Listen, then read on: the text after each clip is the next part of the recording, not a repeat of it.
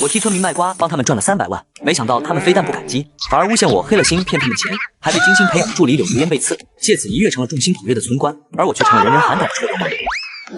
李青姐，你还是不是人啊？连乡亲们的血汗钱都敢黑，他们可是看着你长大的亲人呐！阿杰愤怒地看着对自己口诛笔伐的女人，心中除了悔恨还是悔恨。当初柳如烟大专毕业找不到工作，回村在家3天饿9顿，阿杰看她可怜，让她当助理，还每个月给她上万月薪，一跃成为白领。没想到今天她却带着村民来家里闹事。你小子不地道啊！吃回扣都吃到乡亲们头上了，你的心可真黑呀！村民们个个义愤填膺，恨不得生撕了这个黑钱的小子。屋外的动静也惊动了阿杰的爸妈，赶紧从屋里出来，一时半会还看不懂发生了什么，怎么自家就被乡亲们围了？老王，你们这是做什么呢？村里着火了吗？哼，着火是着火了，可这把火是你儿子亲手点的，你问问他做了什么好事吧。柳如烟一脸正义，好似天女下凡审判罪恶一般，仿佛阿杰做了什么伤天害理的丑事。等等，你先别急着口嗨，你倒是说说看，我怎么对不起乡亲们了？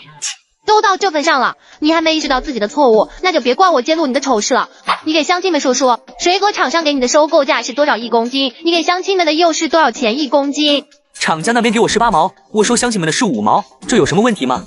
大家听听，他自己都承认了，1公斤他就黑了3毛钱啊，10公斤就是3块，100公斤就是30。我们村实际人口245户，每家每年的产量是3000公斤，也就是说一家他就要黑6、700，一年就要黑10几万呐！乡亲们，这还只是卖西瓜的钱，大家仔细想想，家里的石榴、黄瓜、玉米等农产品，是不是都让这个黑心商贩给黑了？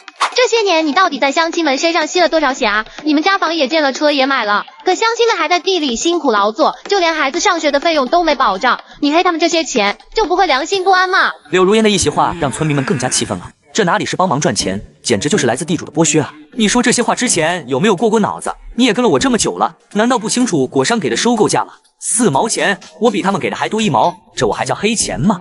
呵呵，才1毛钱，连颗鸡蛋都买不到，你把乡亲们当孙子啊？说打发就打发了，就不怕被人戳脊梁骨吗？再说了，你也没帮乡亲们把水果卖完了，那些品相不好的水果你直接不要，其他村和收购商可没管这些，收不收都是你说了算。你每天坐在家里动动嘴皮子，就要从乡亲们身上刮走那么多钱，还挑这挑那的，你对得起他们这些年对你的照顾吗？就是啊，小杰，叔可是看着你长大的，那年你摸下跌沟里去，还是叔把你捞起来的呢，你可不能这么忘恩负义呀！好一个忘恩负义，一口一个我的不对。这些年要不是我，马家沟能修得起公路，找得来运输吗？合着我就该1分钱不赚，每天累死累活的给你们找销路呗。我到处疏通关系，累积人脉，在你们口中就成了动动嘴皮子。我就问你们，请人吃饭花不花钱？过年过节送礼花不花钱？还有你说我挑3拣4，品相不好的水果不收，那是因为你们贪心不足，老是想以4充好。要不是我层层把关，咱马家沟的水果声誉拿什么维护？现在十里八乡的，谁不说咱们的水果好？我呸，这些都是你的一面之词罢了。就算说破了天，你还不是把钱给赚了？这房子、车子、家用电器，哪一样不是用咱乡亲们的血汗钱买的？就是，你要真有心，就应该按厂商收购价给乡亲们。至于那些烂果，几万斤的果子里混点差的，谁能看得出来呀？你摆明了就是不想让我们富裕起来，怕我们不受你摆布。当年你回村说带领大家一起赚钱，我们都是相信你，才按照你的规划种的地。你要是再这么欺负我们，大不了我们不干了，咱产的西瓜自己卖。阿杰听到这话，气得浑身直哆嗦。当初他响应家乡号召，辞了高薪工作，自己掏钱回村修路架桥，硬是把马家沟从贫困带到小康。没想到这群人竟是如此翻脸不认人，趁着村长卸任没人控场，跟着柳如烟这个比起来家里闹事。别人我就不说了，六婶你怎么也跟着起哄了？我难道亏待过你吗？你孩子治病着急用钱，我哪次收果的时候不是先收你一下的，还是按照厂商那边的价格收购？还有王叔，你家4个崽子上学要钱，每个人每年都要好几万，我也是按照厂家收购价给你的。谁知道你是不是早就预料好了有今天，故意挑几个人这么做，好让他们关键时候跟你说好话呢？原本六婶和王叔心里还有些愧疚，可听到柳如烟这么一说，立马反应过来，现在群情激愤，可不是站在乡亲对立面的时候。如烟说的对，我们虽然受过你的照顾，但你黑乡亲们的钱就是不对的，我们坚决站在正义的这边。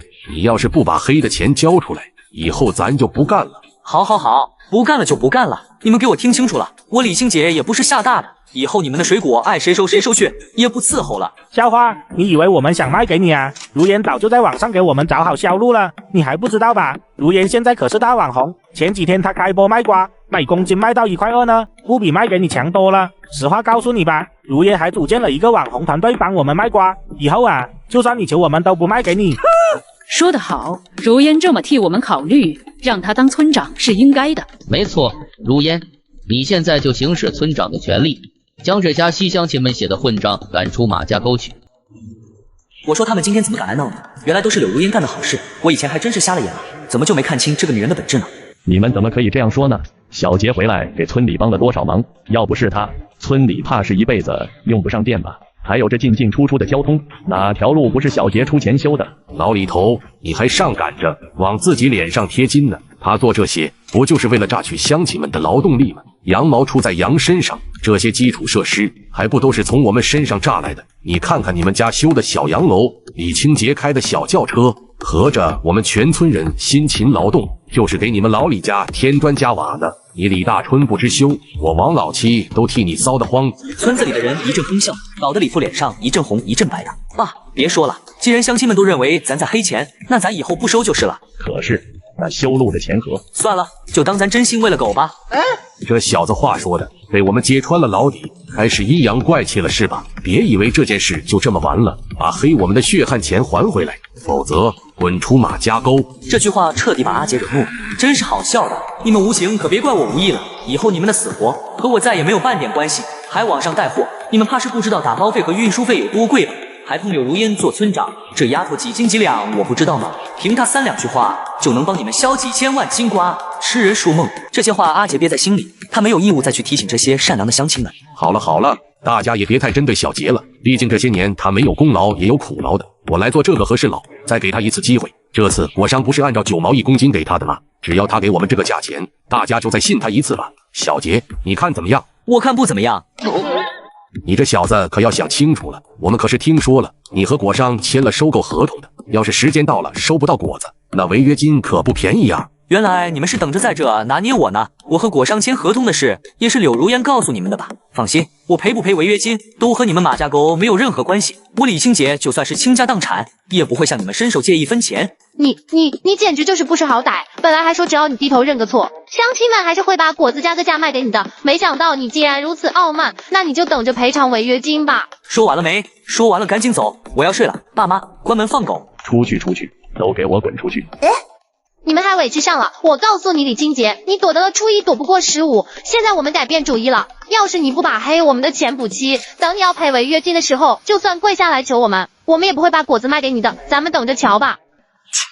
一群无知的白眼狼，好心当做驴肝肺，算我当初瞎了眼，还一心回来建设家乡。你们不卖多的是人上杆子找我卖，等瓜熟蒂落的时候，你们就等着哭吧。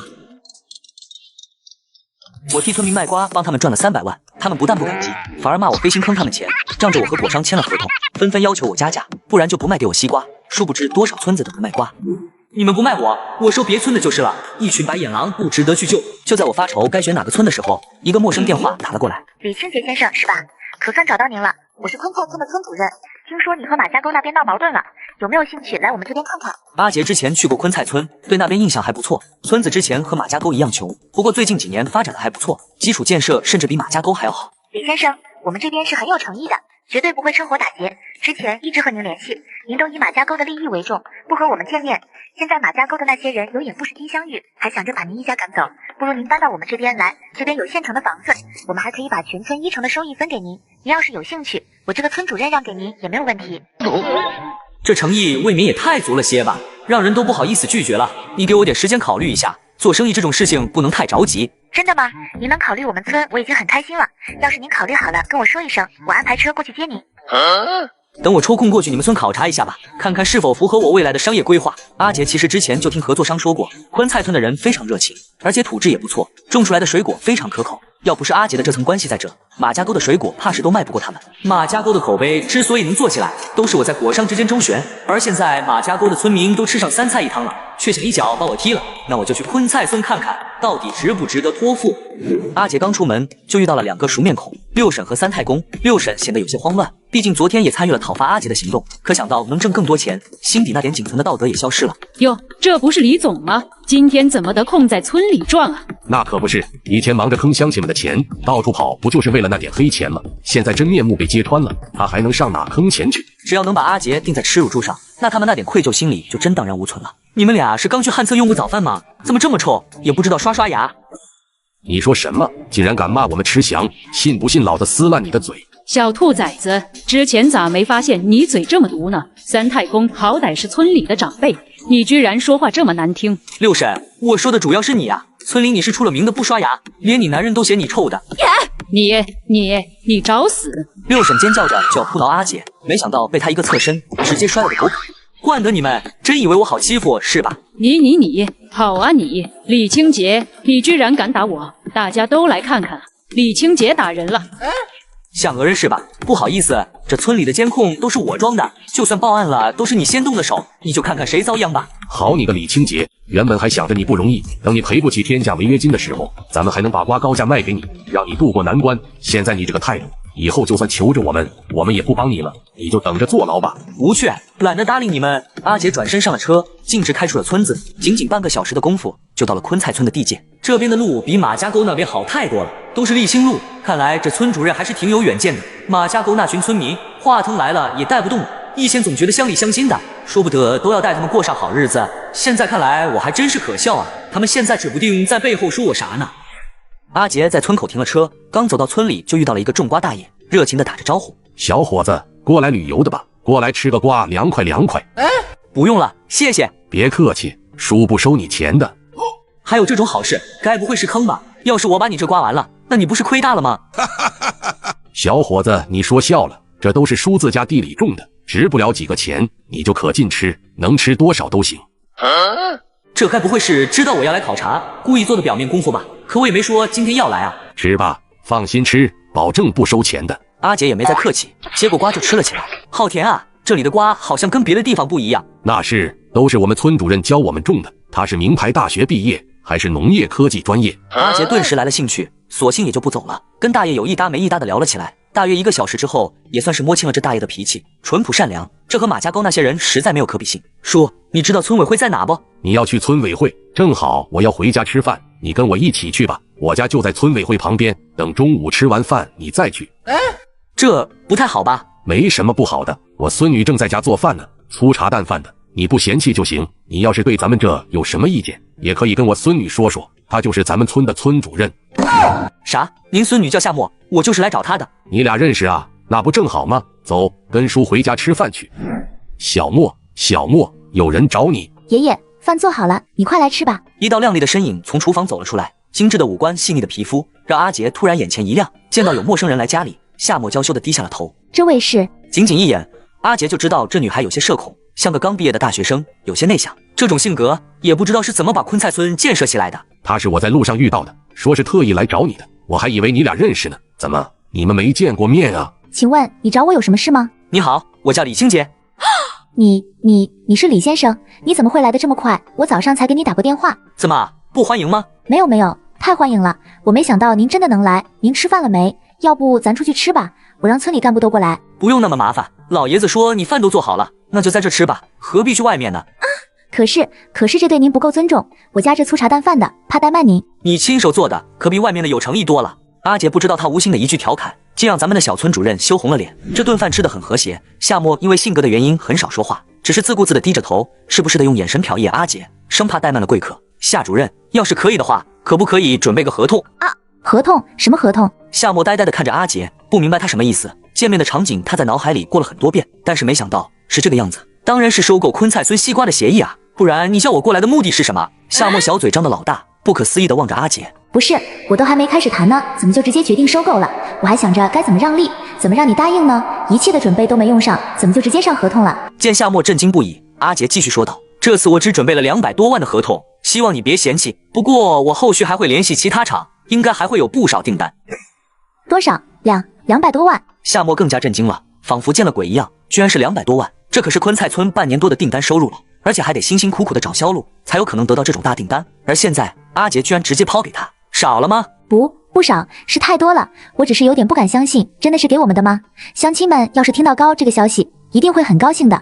我代表昆菜村所有人谢谢您。多吗？这要是放在马家沟，也就是一般订单而已。当然了，那群人应该不会像昆菜村这般被他感恩戴德了。很多，太多了，谢谢您，李先生。不用客气，我们各取所需而已。当然了，先跟你说清楚了，这200多万的订单，我肯定要赚点差价的。这个你得先和村民们说明白，免得到时候说我黑大家钱什么的。您放心，您赚的都是辛苦钱，能把订单帮我们拉过来，我们已经感激不尽了，又怎么会怪您呢？我们又不是马家沟那边，不懂得感恩。市场价是4毛1公斤，我们也按照4毛1公斤，多余的，无论您和果商那边谈到多少，差价都是您的。而且我们之前也说好了，只要您能过来，我们会给您全村人的1成收益作为奖励。不，我会高出市场价1毛给你们收，按照每公斤5毛。至于那1成收益的奖励，我觉得你还是用在昆菜村的基建上面吧，毕竟我们以后都是乡亲。李先生，您这是牺牲自己的个人利益啊，哪有这种说法的？您应得的您拿着就好，不用不好意思的。您能给我们拉来订单，我们感激都来不及了，怎么还能让您付出？不行。人与人之间的差距就体现出来了。换到马家沟那边，你就是割了肉喂他们，也享受不到这种待遇吧？以前真是脑袋抽了，非要帮那群白眼狼干什么？哎，不对，李先生，你是说以后你要住我们村了？我和马家沟已经闹得水火不容了，你觉得我还能住那里吗？要是昆菜村欢迎的话，我可以过来住着试习不习惯，毕竟这里的环境挺好的。欢迎，太欢迎了！您能来我们昆菜村是我们的荣幸，怎么可能不欢迎呢？夏沫心里开心啊，李清洁的价值无法想象。马家沟那群傻子居然要逼走一位财神爷，简直愚蠢至极。这泼天的富贵，我昆菜村一定要接住了。要是不嫌弃的话，我家隔壁正好有间空屋子，您可以先在这边安置。要是不满意的话，以后可以重新建一栋。那就麻烦你了。不麻烦，我这就去组织下村里人帮你搬家。这不太好吧？不会耽搁他们工作吗？不会，他们要是知道您要过来，铁定比我还高兴，绝对愿意为您效劳的。你也太夸张了吧？估计他们都不知道我是谁，我哪有那么重要？不，他们都知道您的。以前我就常和他们讲，您是如何一步步带领马家沟走向富强的。我还照搬了您很多建设构思，这才让我们昆菜村受益匪浅。您现在可是我们全村的偶像啊！还有这种事，都弄得我有点不好意思了。不过这小丫头还是挺有远见的，而且性格也没有看上去那么柔弱，难怪能把昆菜村建设起来。这应该都是夏沫的功劳吧？那事不宜迟，我这就回家准备。行，您先过去，我安排好货车就过来给您搬家。刚回到马家沟，阿杰就感觉到气氛让人很不舒服，仿佛他是什么罪人一般。反正就是不待见。和昆菜村相比之下，他更想快速搬离这里。算了，老子不陪你们玩了，你们自己处理烂摊子吧。既然嫌我黑你们的钱，那我走就是了。李清洁，你在村里逛什么？还不赶紧去给乡亲们道歉！我替村民卖瓜，帮他们赚了300万，他们不但不感激，反而骂我黑心坑他们钱。可得知我要举家搬走的时候，他们慌了。阿杰，看在你以前带过我的份上，只要你低头认错，我会帮你跟乡亲们说好话的。你也别觉得憋屈，本来就是你黑钱在先，换做是谁都接受不了的。说完了吗？说完了，赶紧让开。你还没完了是吧？本来就是你的错，要是你没错，为什么大家都排斥你呢？你看到他们看你的眼神了吗？还不好好的检讨下自己。哼，就凭你也敢来教训老子，真是笑不活了。老子为了这个村子，忙里忙外的操尽了心，赚点差价那是天经地义，那都是老子的血汗钱，赶紧给老子让开，老子看到你就烦。李清洁，你竟然敢骂我！明明是你走错了路，我好心帮你扶正，你竟然不识好歹的骂我！你坑了乡亲们的钱，还委屈上了。拜托收起你那副悲天怜人的样子吧，你有几斤几两，老子不知道吗？当初你刚从学校出来找不到工作，回到村里3天饿9顿，要不是老子收留你，给你口饭吃，你怕是现在还在村里捡垃圾吧？而你是怎么报答老子的？居然在村民面前背死老子！就你这种恩将仇报的卑鄙小人，老子当初真是猪油蒙了心，才会收留你。你！柳如烟气得头顶生烟，整个人都站立了。你凭什么这么高高在上的跟我讲话？凭什么教训我？我之所以有今天的一切，都是凭我自己的努力得来的。你不过是给了我一个平台而已。我之所以揭穿你的真面目，就是看不惯你既赚了乡亲们的钱，还一副鼻孔朝天的嘴脸欺负大家。你就是个自视清高的自大狂。呵呵，你自己努力得来的。柳如烟，你真这么看得起自己吗？难道我说错了吗？真是搞笑。先不谈你的大专学历，就说你那点可笑的工作能力，要不是老子打发慈悲，你以为你每个月能拿到1万块？现在刚毕业的大学生找工作，正经的哪有那么高的起点？就算有，也是因为人家有特长，而你有什么？除了那点自以为是的颜值以外，还有什么特长？舌头吗？你在你心里一直以来都看不起我是吗？不好意思，我只是在阐述事实而已。至于能不能接受，那是你自己的事。好，那我就让你看看，离开你以后，我会变得更加耀眼，我会把马家村建设得更好，你就等着打脸吧。要不是你处处限制我的发挥，我的成就早就比你高了。我处处限制你，阿杰都气笑了。要不是我提点你，你怕是早就被人卖了，还帮人数钱呢。好一个逆天的逻辑啊！既然如此，那就让你彻底自由好了。祝你好运了。我倒要看看，离开了我的人脉资源，你能翻起多大的浪花来。阿杰错开身子往家走去，看都没看柳如烟一眼。李青姐，你变了，以前你绝对不会这么说我的。那是我以前眼瞎，没有看清你的真面目。现在我看清了，你不值得我温柔对待。什么玩意儿？我呸！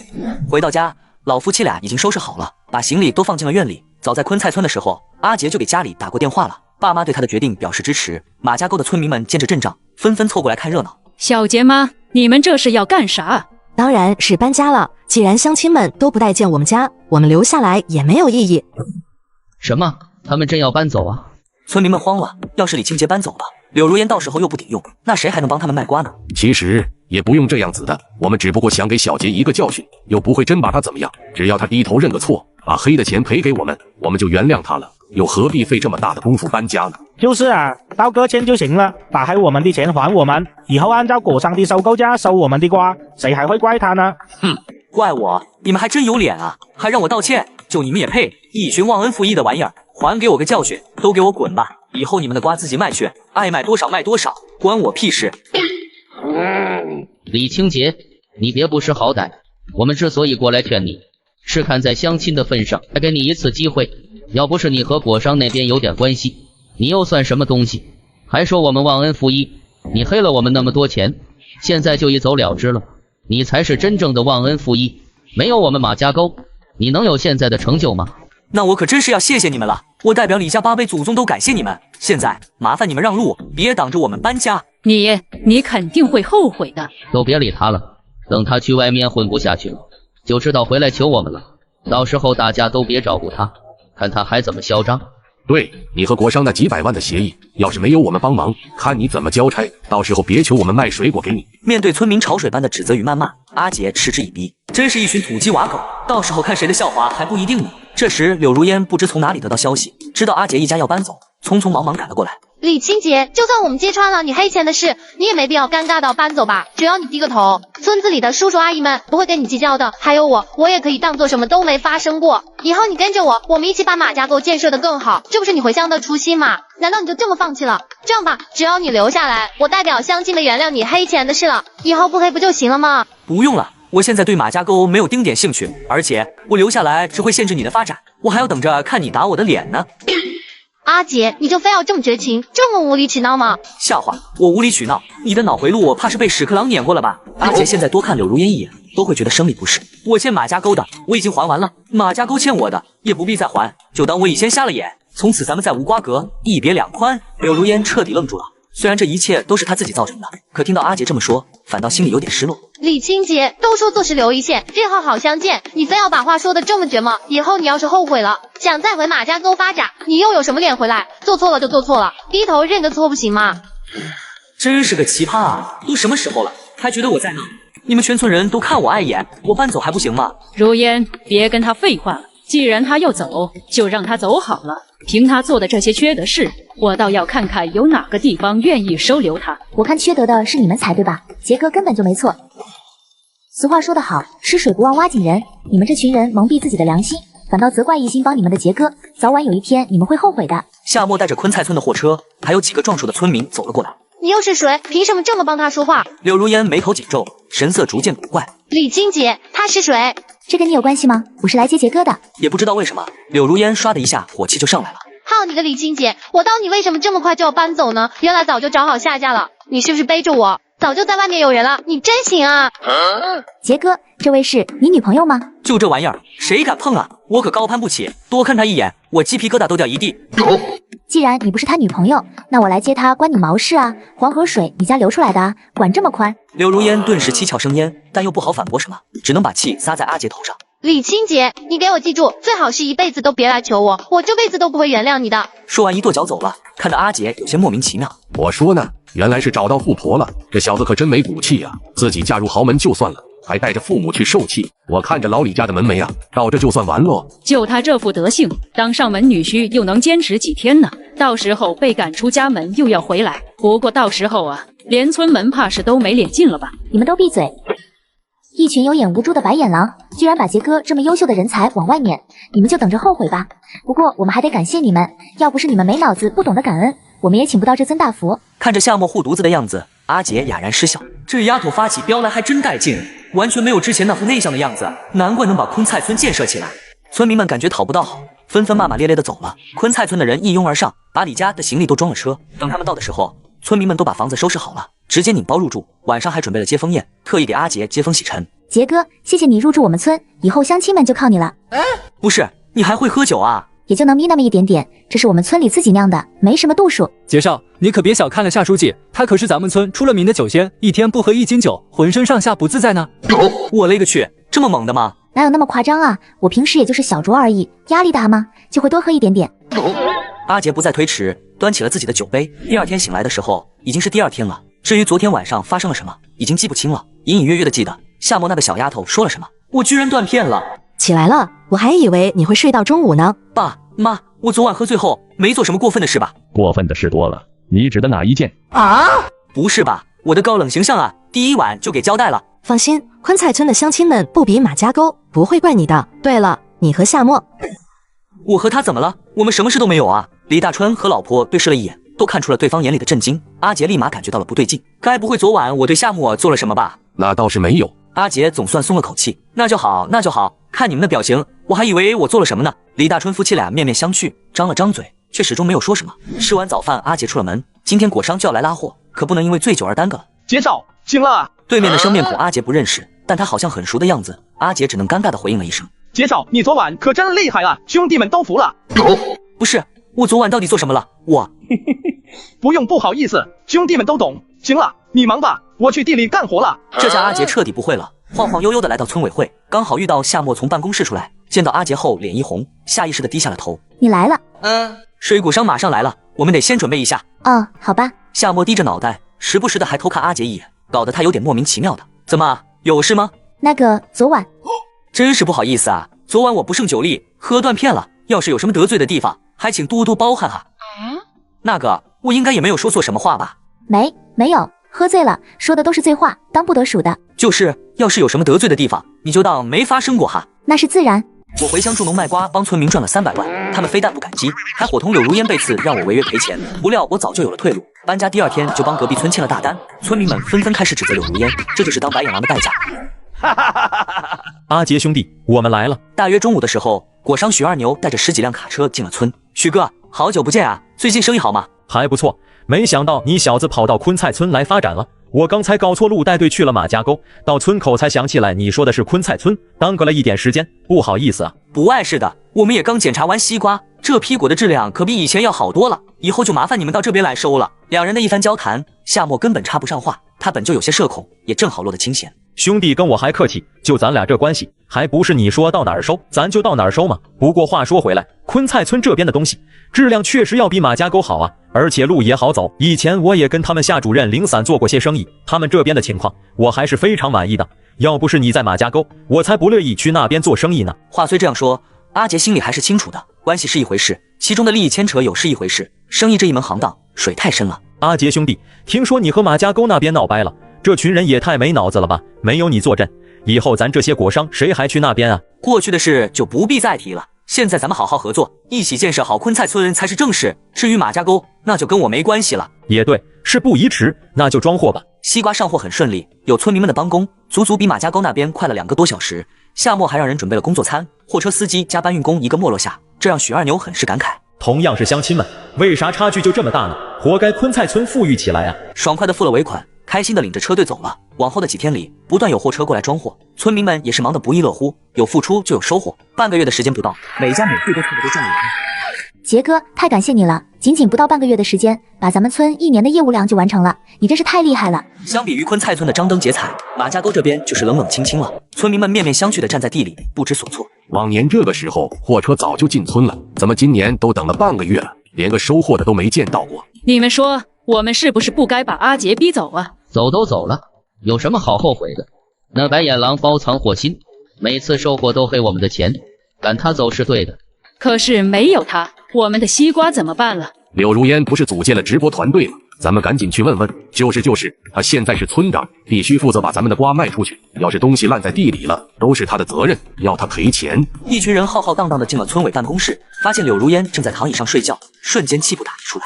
柳大村长，你可真是清闲啊！想必卖瓜的销路已经帮咱们想好了吧？再卖不出去，咱们的瓜可要烂在地里了。放心，柳村长可是网络大红人，帮咱把瓜销掉也是分分钟的事。没看人家胸有成竹的在睡觉吗？都少说2句吧，人家是村长，村里想在哪睡在哪睡，咱管得着吗？不过如烟姐，这上班时间在办公室睡觉，确实有点不太好说，要不去我家睡呀？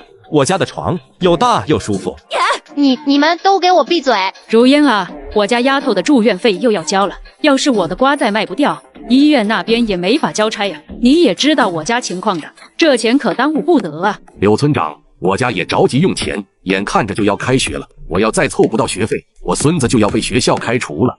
三太公，你可拉倒吧，谁不知道你的孙子不是亲生的，是你后老伴的孙子。孙子不是真孙子，可后老伴是真老伴啊。要是没钱，我可就成了老光棍了。如烟丫头啊，你也不忍心看太公单身吧？柳村长，还有我。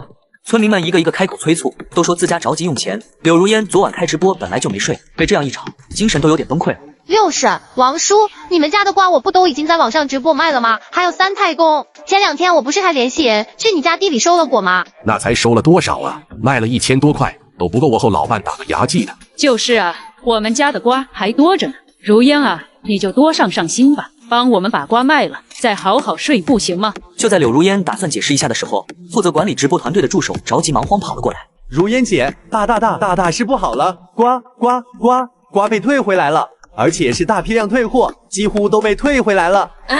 你说什么退货？什么情况？你给我说清楚些。是这样的，客户收到瓜第一时间反馈，咱们发的全都是地里的生瓜烂瓜。图片都被网上传开了，官方那边顶不住压力，把咱小黄车都给封了。柳如烟嘎的一声，差点没晕过去。这些不靠谱的村民，居然把村里喂猪的瓜给人发出去了，这是把客户当傻子吗？六婶、王叔，这批瓜主要是你们2家负责的，你们不该好好解释一下吗？这有什么好解释的？是你说要帮我们把劣质瓜也一起处理掉的，好瓜里加点烂瓜怎么了？只要仓给足，整体上过得去不就好了？就是啊，网上买瓜的不都是图便宜吗？不想出钱又想要好东西，哪有那么好的事？你们这是什么逻辑？我千叮万嘱的让你们寄好瓜出去，你们就是这么敷衍我的，这样我的工作怎么开展？你们知道我把人设立起来有多难吗？一旦口碑塌陷，就相当于直接破产，谁还会来买咱们的瓜啊？你们这是自掘坟墓啊！哪有你说的那么严重？我后老伴的儿子就在缅北搞网络的，他说做网络就是骗人，只要技术好，没什么骗不了的，是你自己技能不过关，反倒还责怪咱们的瓜不好，你可真行啊！六婶和老王本来还有点愧疚，一听三太公帮腔，立马挺住了身板。对，没错，你应该反思自己的问题，加强技能学习，而不是在这里责怪我们。要是能把咱们的劣质瓜都卖出去，不是正好证明你比阿杰厉害吗？村民们的指责如同潮水，让摇摇欲坠的柳如烟差点摔倒。好了，你也不要用这种方式博同情了，我们也不是非要责怪你的，谁让你上班时间睡觉来着？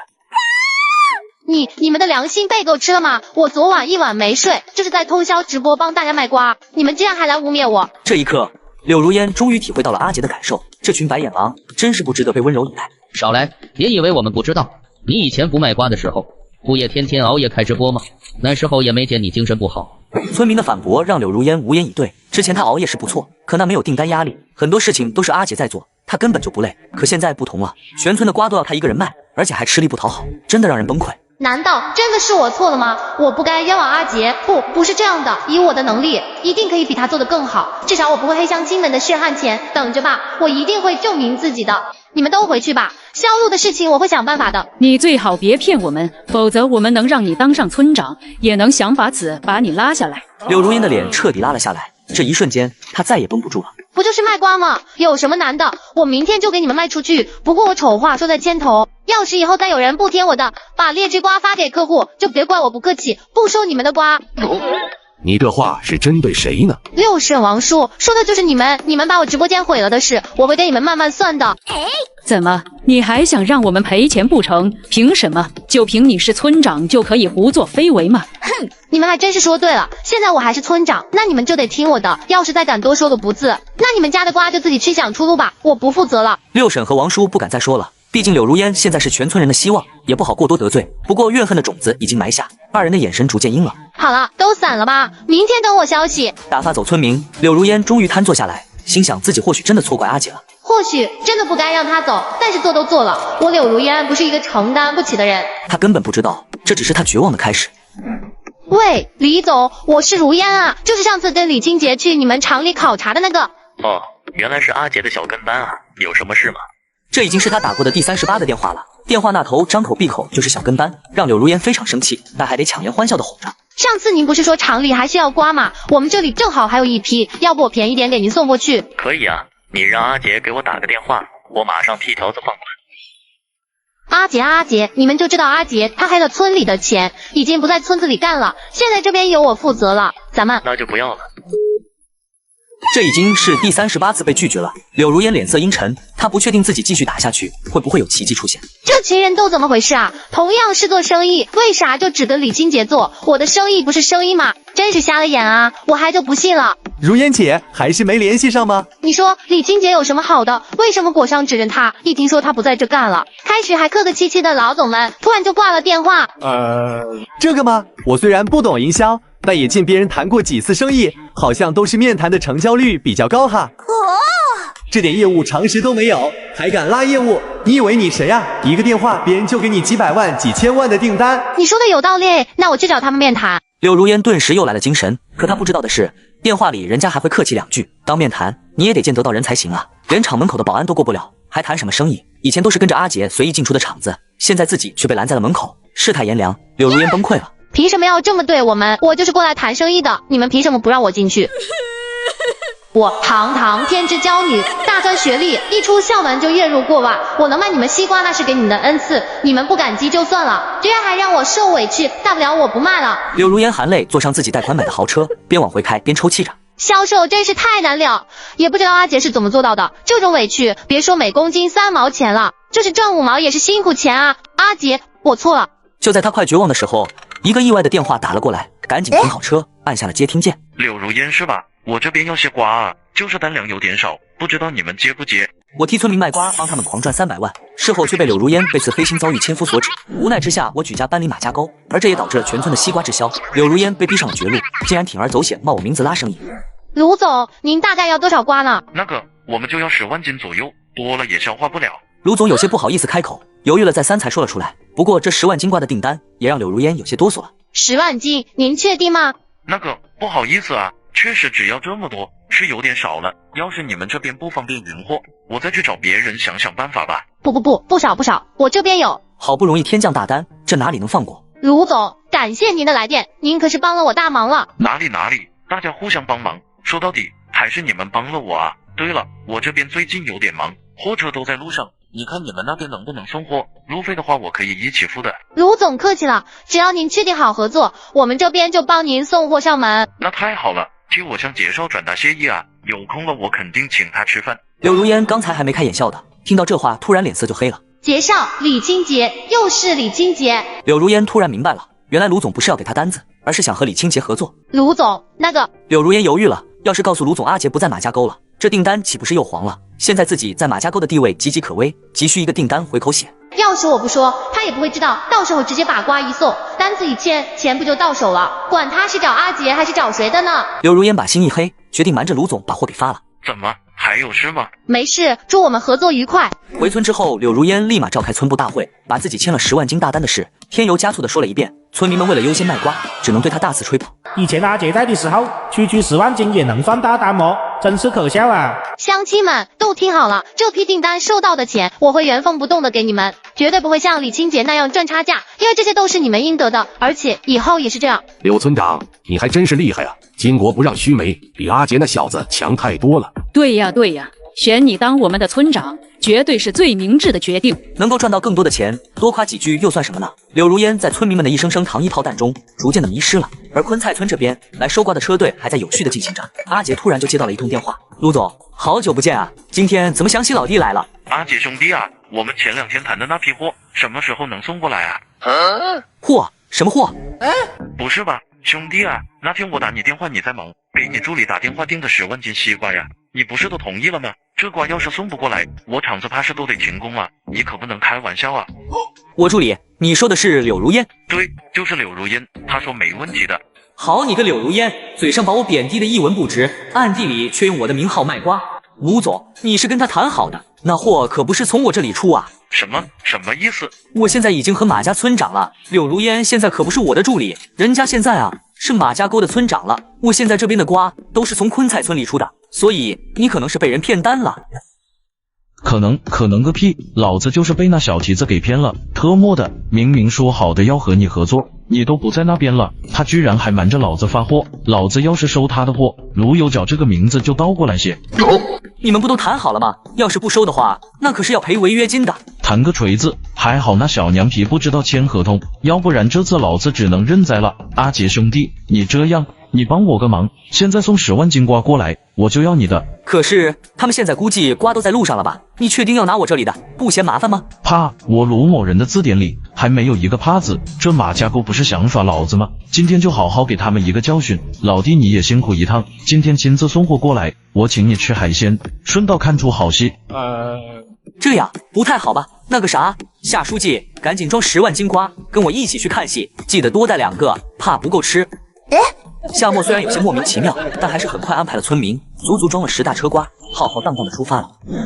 阿杰兄弟啊，还好老哥我给你打了个电话，要不然就在沟里了。我刚才一打听才知道，原来是那群白眼狼把你给赶出来了，还真是奇葩啊！你为了马家沟付出那么多，他们居然不懂得珍惜，真是苦了你了。苦倒是不至于，就是让你们看笑话了。没，咱们这个圈子里谁敢看兄弟你的笑话啊？要笑也只笑那马家沟的傻子们，错把明珠当石头。你放心，就从这点上，我卢某人以后也不会跟马家沟做生意。这边厂里还在卸货，厂门口就被马家沟的村民给堵了。你们凭什么不让进？我们都和你们卢总谈好了，今天过来送西瓜的，要是耽误了生产进度，你们担得起责任吗？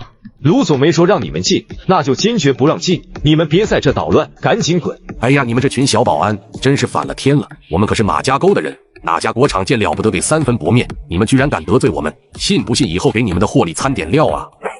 如烟，你不是都和卢总谈好了吗？怎么不让我们进啊？该不会是骗我们的吧？你赶紧打电话问问啊！听到六婶的话，村民们把目光都落在了柳如烟身上。此时她脸色很难看，心里隐隐约约有些不安。我刚才打过了，卢总在忙，咱们要不等等吧？还等什么？西瓜都拉过来了，要是烂在外面，这损失算谁的？就是啊，我和后老伴的幸福生活就指着这车西瓜了。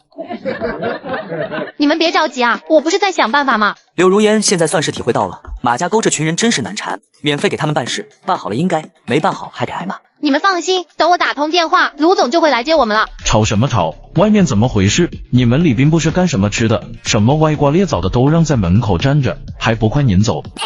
卢总是我啊，柳如烟啊，前2天打过电话的。柳如烟？谁啊？我认识你吗？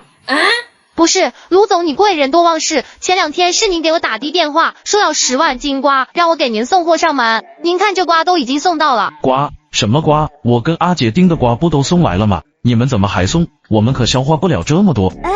什么？送过来了？这不可能啊！卢总您可别开玩笑啊，我们的瓜都在这放着呢，您怎么可能就收到了？确实收到了啊，刚才阿姐他们亲自送过来的，你们怎么还送啊？这么多我可消化不了，我只要10万斤。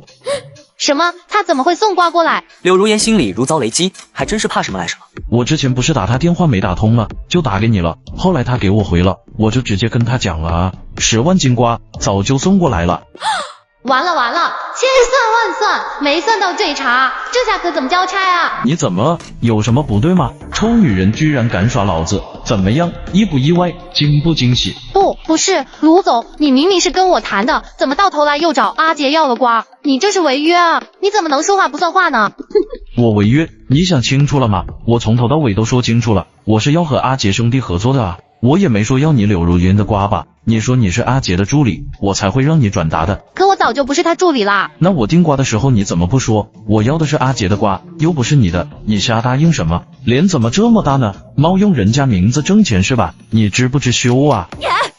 不是，你和我谈的，那就是要的我的瓜，我都给你送过来了。你要是不收，就是毁约，得赔我们钱。听到这里，马家沟的村民们哪里还不明白，感情这柳如烟是冒用阿杰的名头签的单啊，还在大家伙面前邀功请赏，真是不要脸。不过现在不是内讧的时候，把瓜卖掉才是最重要的。对啊，卢总，你这么大一个老板，该不会说话不算话吧？你自己给如烟打的电话，现在又收了别人的瓜，这算怎么个事啊？要是传出去了，你卢总在圈子里还怎么混？就是啊，我们这么多人都亲眼所见，你要是不收我们的瓜，那我们可就得到处说道。你卢总不讲信用，以后看谁敢跟你做生意。马家沟的人还是一如既往的不要面皮，这些话彻底把卢总惹毛了。你们这是在威胁我吗？我堂堂卢某人会怕你们？有本事你们就来啊，看谁刚得过谁，还违约。约在哪里？谁家谈好生意不签合同？你把合同拿出来，要是有，我卢某人二话不说把这10万金瓜吃下了。村民们这下傻眼了，柳如烟这个傻妞哪里知道要签合同啊，光凭一句话就拉着全村人一起来丢人了。卢总你消消气，打开门做生意嘛，收谁的瓜不是收呢？你看我们种地的也不容易，瓜都拉过来了，你就好心帮我们收了吧。是啊，卢总，这点钱对您来说是小意思，可对我们来说那就是救命钱呐，就当我们求求你收了吧。还别说，这群人卖起惨来简直堪比好莱坞影帝。行了，都别跟着演戏了，我就实话实说吧，你们要是一开始就诚恳一点，别跟我耍花样的话，这多的10万金我要也就要了，可你们想把我卢某人当猴耍，那就不行。尤其是你柳如烟，还想冒用阿杰兄弟的名字跟我做生意，你当我是傻的吗？这10万金瓜你们拉回去吧，我不会要的。卢总这话一出，马家村的人脸色彻底阴沉了。柳如烟这才反应过来，刚才卢总早就认出自己了，是故意耍自己玩的。你居然和李清杰铿锵一气，将我们这些人斩尽杀绝，是一点活路都不给我们马家村的留啊！李清杰，你好狠的心呐！你这什么逻辑？脑残吗？你要是还不知悔改，那就别怪我在圈子里放话了。你们马家沟的德行，我算是见过了。放话就放话，你以为谁怕你啊？你和李清杰一样，都不是什么好东西。躲在一边吃瓜的李清杰和夏沫都傻眼了，这女的是真没脑子啊，居然敢骂卢总，真是太勇了。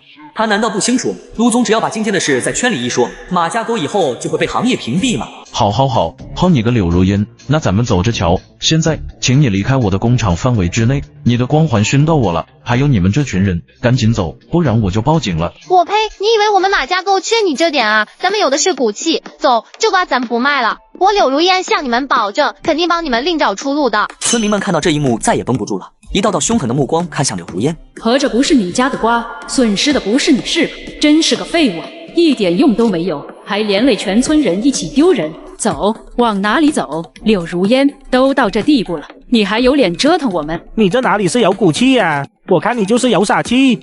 你们什么意思？是我带你们来的，现在我叫你们跟我走，废什么话啊？我可是村长。啊呸！还村长呢？你有这个能耐吗？找销路找了多久了？有帮村里卖出去1斤西瓜吗？你毛都卖不出去，你有毛吗？知不知羞啊？你们这样为了一个单子就这么对我，真是一点义气都没有。你们还想不想让我帮你们卖瓜了？哼，就凭你蠢货，赶紧滚吧！废物一样的玩意，以前仗着跟阿杰喝了点汤，还真以为自己是盘菜了。柳如烟假冒阿杰名号卖瓜被发现，果商当场翻脸拒收，马家沟村民当场翻脸。前不久骂阿杰的话，现在都用在了柳如烟身上，恶人终归被恶人磨了。真是搞笑，我们说几句恭维话，他还真信自己是个人物了。啊呸，什么玩意儿！面对村民们的指责，柳如烟差点被气晕过去。我错了，阿杰，我真的错了。这些人昧良心的，我不该背叛你的。他是真的后悔了。当初要是没站出来背刺阿杰，现在自己被欺负的时候，阿杰一定会第一个挡在自己前面吧。可这一切已经回不去了。我为你们付出了那么多，你们就当着外人的面这么骂我吗？付出？你付出什么了？上班时间睡大觉，没事就知道口嗨，卖瓜卖到现在1毛钱都没见到，你还好意思说你付出了？这样的付出我们不需要。好，你们都要这么忘恩负义是吧？行，以后你们别来求我。切，还求你呢？我真要求你了，求你离我们远一点吧，我怕你的光环熏到我哟。村民们把柳如烟搁到一边，又赶紧来找卢总求原谅。卢总，这都是误会，是柳如烟这坏丫头的错。你看咱也教训过她了，你看这瓜，还是帮我们收了吧，就当日行一善了。对啊，卢总，千错万错都是柳如烟的错，真的与我们无关啊。10万金瓜太多了，我们损失不起，您家大业大，帮帮我们吧。帮忙吧，卢总，我们也是受害者啊。要不怎么说马家沟的人狠了，一见形势不对，纷纷开始拉踩柳如烟。早知道就不赶李清杰那个冤大头走了，这柳如烟真是个废物啊，连一单都签不来。你们赶紧走吧，我不会和你们马家沟有任何瓜葛的。我和阿杰是兄弟，你们得罪了他，还想让我帮你们做梦？卢总，你这又何必呢？大家都是圈内人，抬头不见低头见的。所谓做人留一线，日后好相见。做人还是心胸宽广一点的好。而且阿杰最听我们的话了，要是知道我们的情况，他肯定会帮我们说话的。马家沟都是些什么人呐？这妖魔鬼怪的逻辑，我可真看不懂。阿杰都被你们赶出村了，还帮你们说话，是天上掉个铁饼把你们砸傻了吧？保安，把他们赶走，别挡了我场子的风水。要是他们不肯走，就报警吧。卢总看他们的眼神就像看垃圾一样，打从心底的讨厌这群人。卢总不要啊，瓜的价格可以谈，只要你肯收，我们可以低价卖给你。你打开门做生意，送上门的利润总不能不要吧？都到这时候了，你们还不明白吗？借你们柳大小姐的一句话送给你们，我卢有脚试探你这三瓜俩枣的人吗？保安还不动手！不要，卢总。没再理会村民们可怜巴巴的喊叫，卢总朝阿杰招了招手。走，阿杰兄弟，咱去吃海鲜。阿杰等人一出现，马家沟的人疯狂了。阿杰，你在这里太好了，你快和卢总说说，把咱这10万金瓜收了。你只要一句话的事，被柳如烟这死丫头搞成这样子，还是你厉害呀！阿杰，你倒是说话，还愣着干嘛？马家沟村民的呼喊顿时让夏沫变了脸。不是，这都是些什么人啊？他们该不会还以为杰哥是他们的仆人吧？怎么使唤起来就那么顺手？阿杰兄弟，你怎么看？只要你说句话，收下这瓜也不是不可以，咱这交情放在这呢。马家沟的人听到这话，脸色变得灿烂了。太好了，卢总终于要拿我们的瓜了！保安，赶紧给我们让开，还拦着干嘛？卢总都答应要瓜了。就是啊，闹这么久，最后还不是得要我们的瓜？你们这群臭保安，还不赶紧给我让开？不想干了是吧？滚滚滚！拦着我们厂门口干什么？都给我滚！嗨，你个臭保安听不懂人话是吧？快开门，我们要进去卸货。卸你二一个罗圈腿的！你哪只耳朵听到卢总说要你们的货了？我眼闭眼外加脚上的鸡眼都听到了，你们卢总说只要阿杰提一嘴，他就收瓜的。哼，你是傻子吗？人家李先生有答应吗？赶紧滚！你这臭保安居然这么嚣张，信不信我们打你啊？来，你们今天要是敢动手，老子不放倒你们，都对不起这20几年的苦功。见保安油盐不进，村民们开始认怂了。阿杰，你倒是说句话，哑巴了吗？没看到乡亲们受委屈了吗？你赶紧让卢总收瓜，要不然我们可生气了。对，给你个表现自己的机会，快和卢总说说。村民们还以为阿杰会像以前一样，理所当然的帮助他们，而一旁的柳如烟经受刚才的打击过后，如同奇经八脉被打通了一般，瞬间想通了很多事。你们这个样子还真是恶心啊！不会以为阿姐还会帮你们吧？天真！你闭嘴！他帮我们难道不是应该的吗？都是乡里乡亲的，这么多年了，我们就像亲人一样。就是他还是我从小看到大的呢，我还不了解他吗？他会帮的，他天生就是一个劳碌命，骨子里就带着仆人的血，就是喜欢帮我们。以前我们还没求他，他都舔着脸回来帮我们，现在我们求了，他心里肯定很得意吧？我们让他帮，那是看得起他。这话声音不大，但是在场所有人都听到了，纷纷像看傻子一样看着马家沟的人。这些都是什么玩意？居然把别人当傻子！阿杰，你快说话，不然我们可生气了。这些人已经到了这个地步，还想让我当冤大头，真是可笑。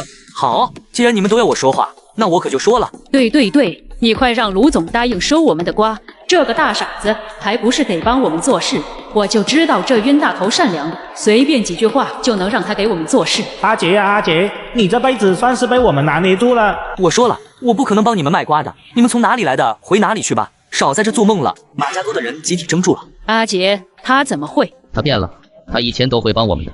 哼，听到我兄弟的话了吗？赶紧滚吧！保安，松科。不，阿杰，你是开玩笑的对不对？我还不知道你吗？口硬心软的，快帮叔求你了。听不懂人话，那我再重复一遍，我和马家沟的人没有任何瓜葛，你们不是很牛吗？自己去卖瓜吧，不过千万别打着我的名义招摇撞骗，要是影响了我的声誉，我肯定起诉你们。听到阿杰的话，马家沟的人崩溃了。不，阿杰，你不能这样，我们马家沟生你养你这么多年，你就这么忘恩负义的？就是啊，要不是马家沟成就了你，你能有现在的人脉吗？你居然敢这么对我们，以后你别想再回马家沟了。阿杰，你不是人啊，心肠这么歹毒，要把我们马家沟赶尽杀绝吗？一个订单对你来说就是分分钟的事，你居然为了阻止我们卖瓜，提前抢我们生意。面对马家沟的破口大骂，阿杰只是微笑以对，继续骂吧，等你们瓜烂地里了，你们还能这么嚣张就好了。不让我回去，老子还懒得回去呢。我现在是昆菜村的人，本来跟你们就是竞争关系，还想让我帮你们，真是痴人说梦。我不动用自己的人脉封杀你们，已经是仁至义尽了。没想到你们居然送上门来找骂，那就别怪我不客气了。我会对所有果生朋友们说，你们马家沟和我是敌对关系，以后要分清楚货物来源再买。阿杰，你这么做丧不丧良心啊？村民们嚷嚷着就要打阿杰，这回昆菜村的人刚好卸完货，从厂里走了出来。想打架？我们昆菜村的还没怕过谁呢，敢动手，我们就让你试试昆拳18式的厉害。算了，卢总，咱们吃饭去吧，别让这群人倒了咱的胃口。完了，这下彻底完了，阿杰那小子不受控制了。都怪柳如烟这傻女人，非要把阿杰赶走。柳如烟，你给我死过来！你不是说没问题吗？我们拖了这么几大车货过来，人家根本就不收，你说怎么办？对呀，刚开始选你做村长是希望你给我们带来利益的，可你现在做了什么？让乡亲们亏的更多。要是这些瓜卖不出去，你就得赔钱。村民们一个个指着柳如烟，要把所有锅都甩给他。你们卖不出去瓜，关我屁事，我才懒得管你们呢。现在不管，以后也不会管，你们自生自灭吧。你敢？你说好会帮我们找销路的，你现在说不管就不管了，大丈夫岂能言而无信？我还就是言而无信了，我是女人，不是大丈夫，你休想道德绑架我。再说了，当初你们选我，还不是为了阿杰赚的那点差价，结果把人伤透了。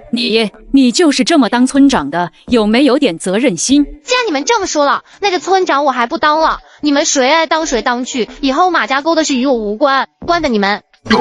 你说什么？我们可是你的长辈，你就是这种态度对长辈的吗？我怎么对待你们了？说句不好听的，你们啊就是群狗，哦不，白眼狼。我这些天帮你们卖瓜，没有功劳也算是有苦劳啊。晚上通宵开播卖瓜，白天睡会觉还被你们拿来说。为了给你们找销路，我打了多少电话，人家不肯收，我也没放弃。倒是你们没有哪怕一句关心的话，你们就觉得我做的这一切理所应当是吧？告诉你们，你们这群泥腿子有什么资格让我给你们跑腿？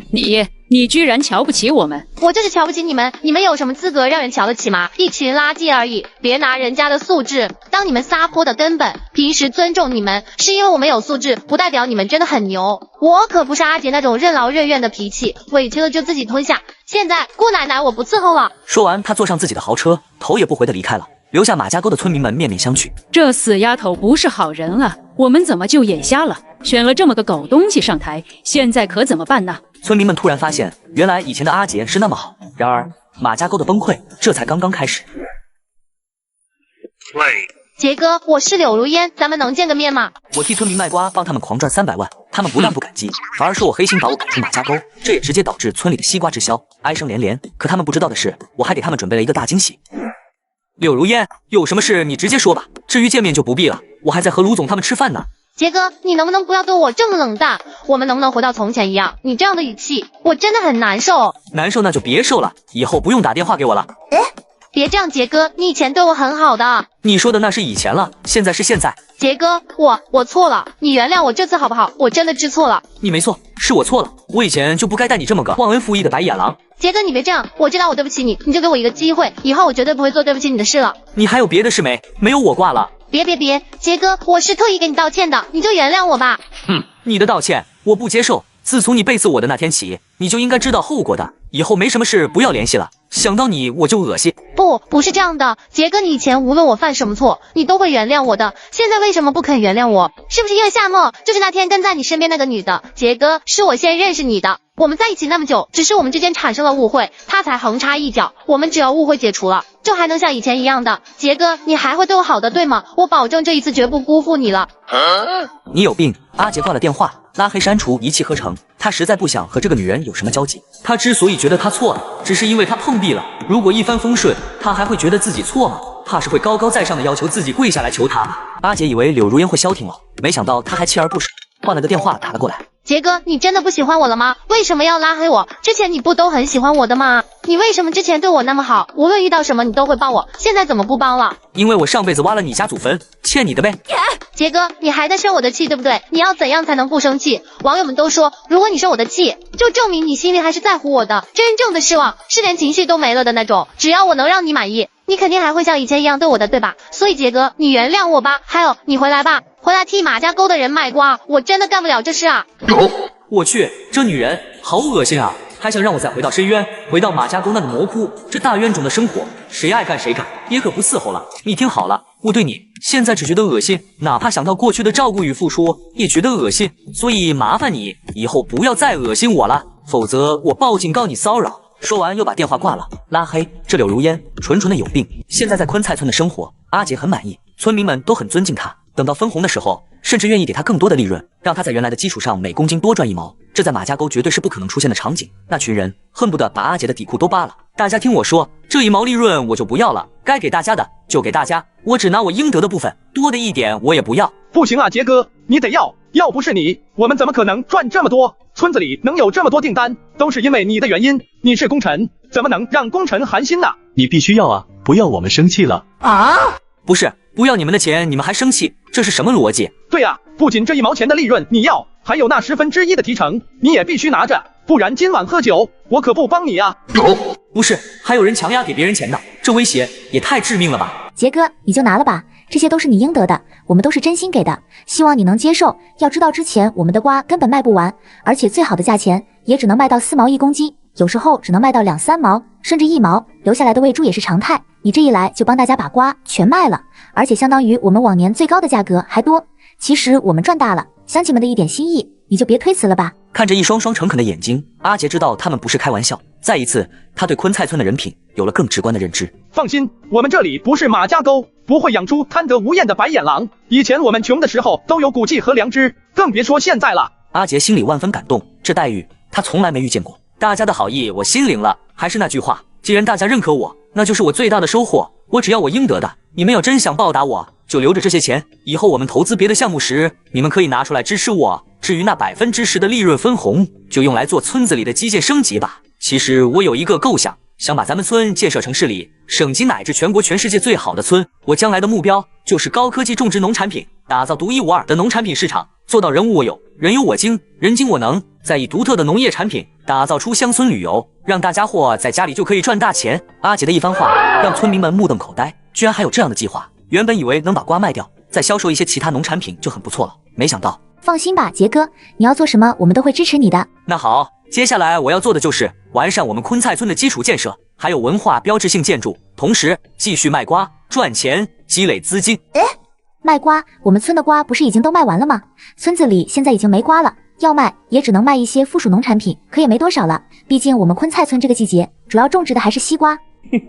我们村没有瓜，不代表我们不能继续卖瓜，眼光要放长一些。周围的村里应该还有不少瓜，我们可以大量收购，低价买进，高价卖出。比如给他们3、4毛1公斤，他们应该很可以卖，我们再以更高的价格卖出去，赚差价。听到这话，村民们纷纷震惊地看着阿杰。哥，卖得出去吗？你那边还有销路吗？这是以前他们想都不敢想的事，因为自家的西瓜都卖不完，哪里还有机会去做这种生意？有，而且比你们想象中的还要多。之前我费了9牛2虎之力才搞到的单子，可谓心力交瘁啊！好不容易谈成了回村里，还想带着马家沟的人大干一场，没想到他们就把我赶出来了。那时候阿杰刚谈完生意回到家，还没来得及和马家沟的村民分享这个好消息，直接就被他们贴脸开大。之后阿杰就彻底失望了。这么说，我们昆菜村不知不觉的捡了一个大便宜，本来是马家沟的富贵，居然落到我们头上了。老天有眼啊，这泼天的富贵终于轮到我昆菜村了。太好了，太好了，杰哥你太厉害了，你能来我们昆菜村，简直就是我们昆菜村的幸事啊！相虎一村，我也很喜欢这里，也很荣幸来到昆菜村，成为你们中的一份子，这也是缘分，恰好是夏末找到了我，也许是天意吧。不对啊，这附近的水果厂都已经达到饱和了，就算再有消化能力，也不会太多才对。莫非是外地的订单？聪明，一想就想通了，确实是省外的订单，而且因为是直销的缘故，抛开很多回扣等等人情世故，甚至1公斤能高出1、2毛钱啊！这么高，那岂不是说赚大了？有眼无珠，有眼无珠啊！马家沟的人有眼无珠啊！就因为他们贪得无厌，所以失去了这笔大生意，也不知道他们知道这个消息时会是什么表情。我猜一定很精彩吧。昆菜村这边开庆功宴，其乐融融，而马家沟这边就惨了，瓜都开始烂了，而他们依旧卖不出去，柳如烟也彻底摆烂了，谁也不见，谁也不管。反正窝在家里开直播，别人家的瓜可以不卖，但他自己家的瓜还是要卖的。也许是运气好，还真让他一点一点的把瓜给削掉了，扣除人工运输、快递损坏等一系列成本，最后利润低得可怜，比以前在阿杰那里至少低了1半。可这又能怎么办？总不能让瓜烂地里吧？如烟啊，马家村靠你了，你可不能不管大家啊！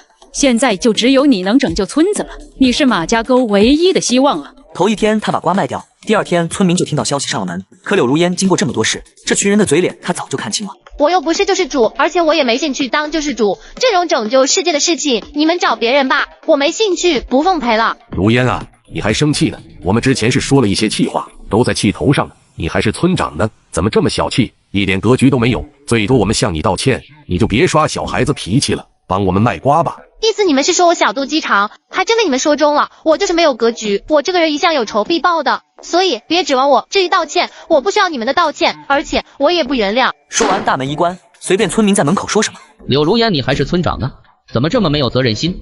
你就一点也不管村民们死活吗？你就一点也不可怜大家？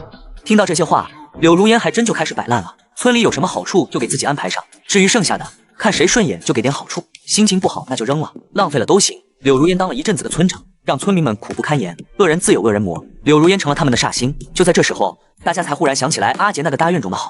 最近柳如烟越来越不像话了。怎么了？他家里的瓜不是卖完了吗？所以我们就请他帮忙卖。他不同意吗？同意是同意，可是他说如果要让他卖，要让出一半的利润，而且如果有邮寄劣质瓜或者损坏瓜的，需要我们自己赔，而且还得赔10倍。什么？这也太黑了吧！居然要一半的利润，他怎么不去抢？就是他太黑了。你说我们以前为什么要赶走阿杰那个大冤种啊？失算了，以前阿杰在的时候多好，咱们叫他干什么他就干什么，简直比佣人还要好用。早知道就不把他赶走了。柳如烟这死丫头太黑了，以前阿杰在的时候，从来不会让我们的瓜卖不出去，而且收我们的瓜都是按照高出市场价1毛钱收的。我们确实错了，不应该让柳如烟那个暴君上台啊！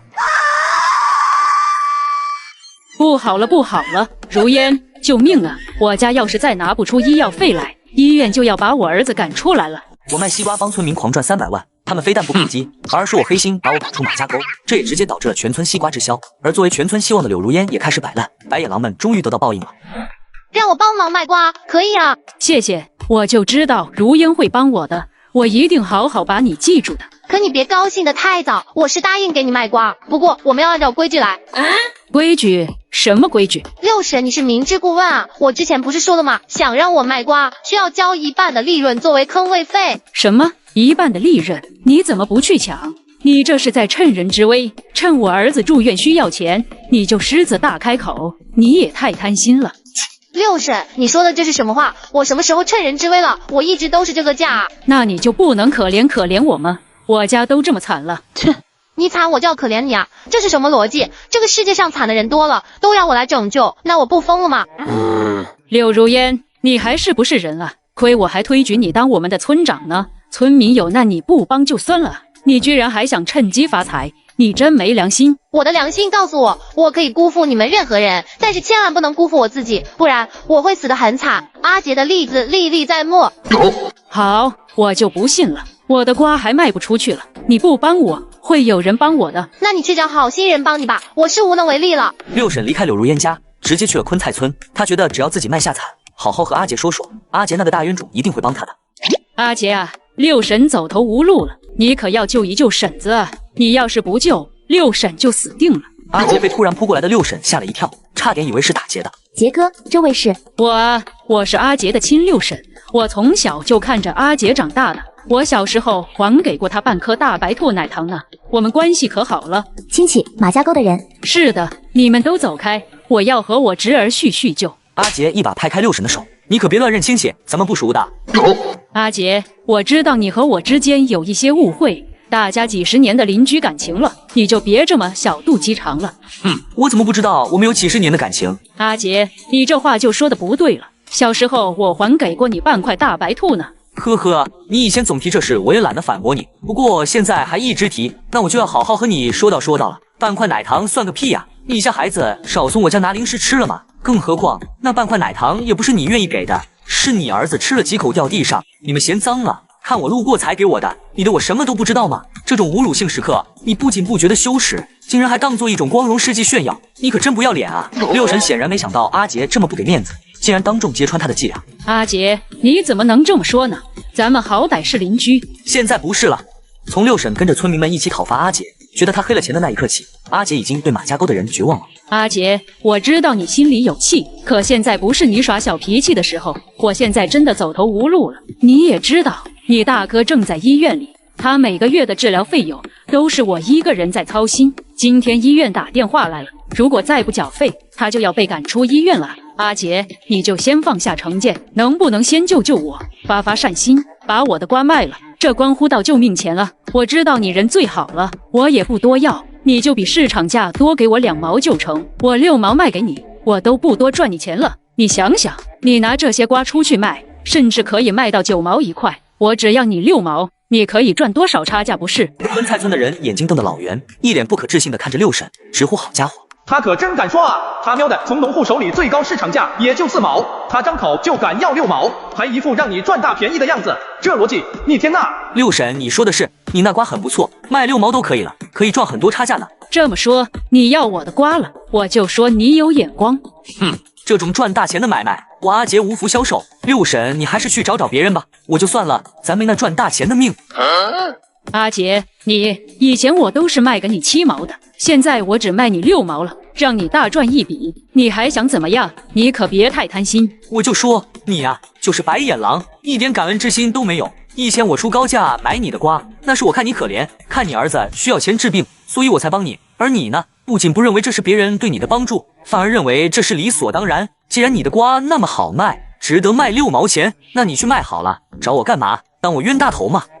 阿杰，你这什么意思？我意思很简单，那就是你的瓜我不要，别说卖6毛了，就是4毛、3毛、2毛，就算是送我都不要。你那泼天的富贵还是留给其他人吧，我无福消受。阿杰，你怎么能这样？不就骂了你几句吗？有必要斤斤计较抓着不放吗？你还是不是男人？就你这样，别人说几句就受不了，以后可怎么办？再说了，你确实是黑了乡亲们的钱，我们都原谅你了，都已经不生你的气了，你居然还一直耿耿于怀，你能不能有点格局？这话一出，别说阿杰了，就连夏木他们都震惊了。这人说起胡话来一点也不脸红，明明就是他们自己忘恩负义，弄到最后好像是杰哥的错了，还什么我们都已经原谅你了，你居然还生气，你没有格局，我的天哪，还有这种人。这件事就让他过去了，以后马家沟依旧欢迎你，你还是可以替我们卖瓜，你看行不？咱们又没有什么深仇大恨，没必要弄得这么僵。没想到这六婶一张嘴，居然能把黑的说成白的，阿杰实在无语了。算了，你们马家沟的瓜我卖不起，也不想卖，你另请高明吧。你们不是说我黑钱吗？我不黑了，你还求着我黑干嘛？脑子有病吗？你当初不是说以后我会求着回去马家沟吗？怎么我还没开口，你却比我先急了？该不会是后悔了吧？阿杰这般说着，六婶的表情精彩极了。阿杰，以前我们说话可能不是很好听，但是说的也是事实。你就说你有没有赚差价吧，咱们先不说这事也很难定论。这怎么就很难定论了？你自己在这又当又立的，还站在道德制高点了。我今天来不是和你讲道理的，是来求你帮忙的。我不是说过吗？我现在很缺钱，我儿子正在医院躺着呢，所以你就当帮我，收了我的瓜吧，以后我一定会感谢你的。你不说，我还真不知道你是来求我的，我还以为你是来兴师问罪的呢。你这是求人的态度吗？上来就给我劈头盖脸一顿训斥，我欠你的啊！阿杰啊，我是你长辈，说说你怎么了？你这孩子怎么不让人说？别说我没说错，就算我说错了，那你也不能怪我啊。好家伙，牛耳低智的逻辑啊！马家沟的人都是这样的逻辑吗？住嘴吧！你算什么长辈？我阿杰高攀不起你这样的亲戚。阿杰，你倒反天罡了，再怎么说我也比你年长。要不是真的缺钱，六婶都想拍屁股走人了。眼见阿杰油盐不进，完全没有以前那么好忽悠了，他也只能放下姿态。好吧，我承认算是我错了，我向你道歉，行了吧？你别闹了，我现在真的需要一笔钱救命，你总不能见死不救吧？那可是关乎人命的东西，你也不想你身上背着一条人命吧？全场再次震惊了，这古怪的逻辑思维简直比斯坦还拖泥。我还是那句话，关我屁事，你儿子死不死与我何干？你儿子要用钱，你需要帮助我就得帮助你啊，凭什么？世界上需要钱的人多了去了，你算老几？阿杰，我知道你说的是气话，对不对？你肯定不会看着六婶落难的对不，你肯定不会见死不救的。我知道你的，你不是这种人。我以前不是，现在是了。我只救值得救的人，只帮助值得帮助的人。更重要的是，我一定不会再救白眼狼。你就别白费口舌了，我是不会要你的瓜的。你当初不是说过吗？就算我哭着跪下求你，让你把瓜卖给我，你都不会卖的。现在怎么还主动要卖给我了？你的骨气呢？走吧，离开昆菜村，回你的马家沟去。阿杰，你真要见死不救吗？那可是一条人命，你为什么这么狠心？你信不信我去报警抓你，去网上曝光你，让你被网暴？呵呵，去啊，我等着。再说了，你儿子什么病你不清楚吗？他又死不了，你慌什么？你知道我儿子是什么病？我怎么不知道？不可能，你怎么可能知道？我又没告诉你，我谁都没说过。你儿子一身脏病，你好意思跟谁说？你怎么会知道的？你可能忘了吧？有多少次是我给你垫的钱，我总得去了解一下你儿的病况吧。本来我一直不提这事，是想给你留点脸面，可惜我发现你好像似乎不需要脸，那我就说说吧。你儿子……不要说了，阿姐你胡说的，你再敢出说，信不信我撕烂你的嘴？昆菜村的人又是一阵惊呼，今天算是长姿势了，有其母必有其子啊！我是不是胡说？你自己心里清楚。阿杰说完，头也不抬的走了。六婶差点疯了。阿杰，你不能走，你今天必须买我的瓜，我求求你，救救我吧，买我的瓜，我错了，我真的错了，只要你救我。以后你无论做什么，我都会站在你这边，我不会再和其他村民说你坏话了。你就帮我这次行不行？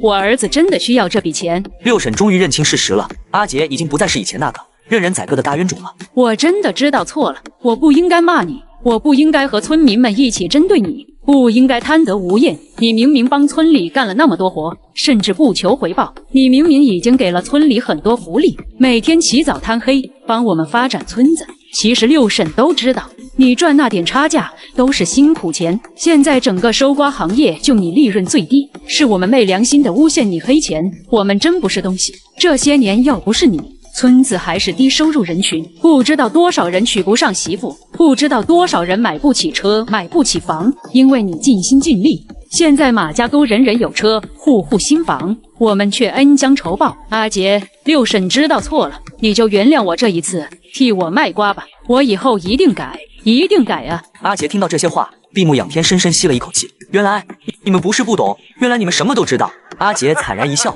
可是你们还是选择了污蔑我，排挤我，这回我绝不原谅。阿杰说完直接走了。六婶还想强留阿杰，却被昆菜村的人拦住了。你回去吧，昆菜村不欢迎你，以后别来骚扰我们杰哥，不然对你不客气。六婶见路被挡住，心里突然一急，一条妙计施展出来。大家都来看看啊！李清杰这个昧良心的，榨干了我们村的资源，拍屁股跑路了，转而住到昆菜村，骗我们种那么多西瓜还不收，把它烂在地里，没天理呀，丧尽天良啊！走过的路过的朋友们，你们都快来看看。村民把我赶走，导致西瓜滞销，现在又哭着喊着让我收瓜，我当然不会同意了。没想到他还赖上了，坐在地上一哭二闹的败坏我名声。李清杰，你不给我做事，我就让你身败名裂，我让你活不成，你去哪我就到哪里闹。你们告诉李清杰，识相的乖乖听我话卖瓜，不然我搅得他不得安宁。这也太不像话了，他这么闹下去，来往的客人不明真相，还真以为我把他们怎么了？敢败坏我杰哥的名声，你信不信我揍你呀？你良心真是被狗吃了！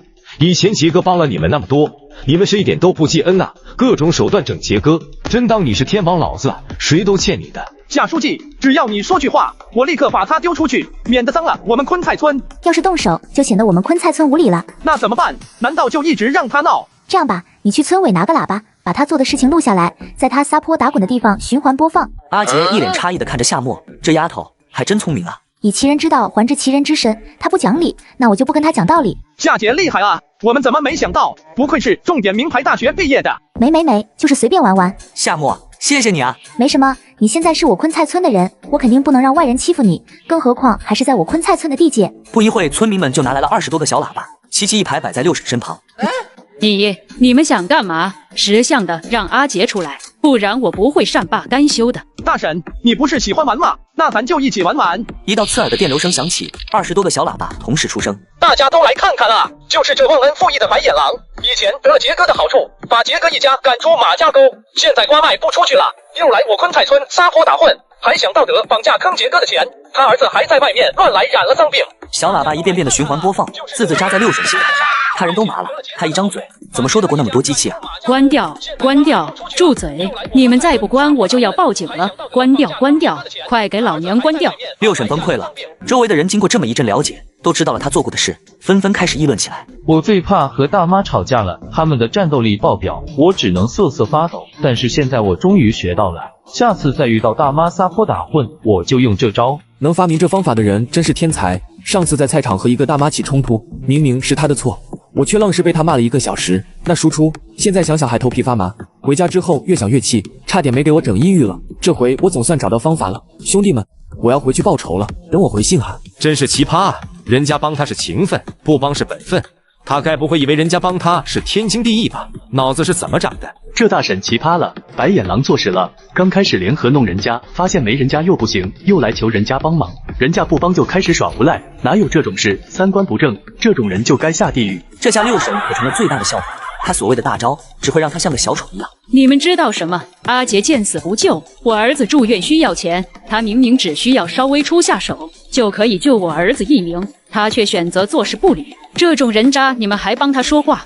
你们有没有良心啊？不是大妈，你需要帮助别人就得帮你吗？你是人家的谁？凭什么人家就要帮你？道德绑架啊！你儿子生病，你需要帮助，关别人什么事？人家就要帮你。周围的人三观正常，谁都不是傻子。这事要是发生在他们身上，谁也不会帮的。我看啊，他就是想坑钱而已。没错，就是单纯看人家阿杰人好，想坑钱。不然真需要钱救命的话，可以卖车卖房，可以去贷款啊。来这里唧唧歪歪算什么？就是，他就是看人家好说话，把人家当冤大头了。你们叫什么叫？关你们什么事？用你们指指点点的说我素质低。我看你们这群有爹生没娘教的东西才叫没素质。老娘吃你家饭，喝你家水了，用你们在这批评老娘，老娘看你们一个个真是闲的。六婶急了，与群众对骂起来。他这个样子可引起了众怒，纷纷开始指责他。闭嘴！你们都给我闭嘴呀！六婶开始发疯了，捡起地上的石头就开始乱砸。让你们在背后嚼人舌根，让你们胡说八道，让你们替阿杰说话。阿杰是你们的爹还是你们的妈？你们这么护着他，老娘砸死你们！哐当一声，一块石头击中小伙身后的 BMW。你完了！你居然敢砸我车！你知道我车多贵吗？六婶知道自己闯祸了，眼神里闪过一抹慌乱，随即又平静下来。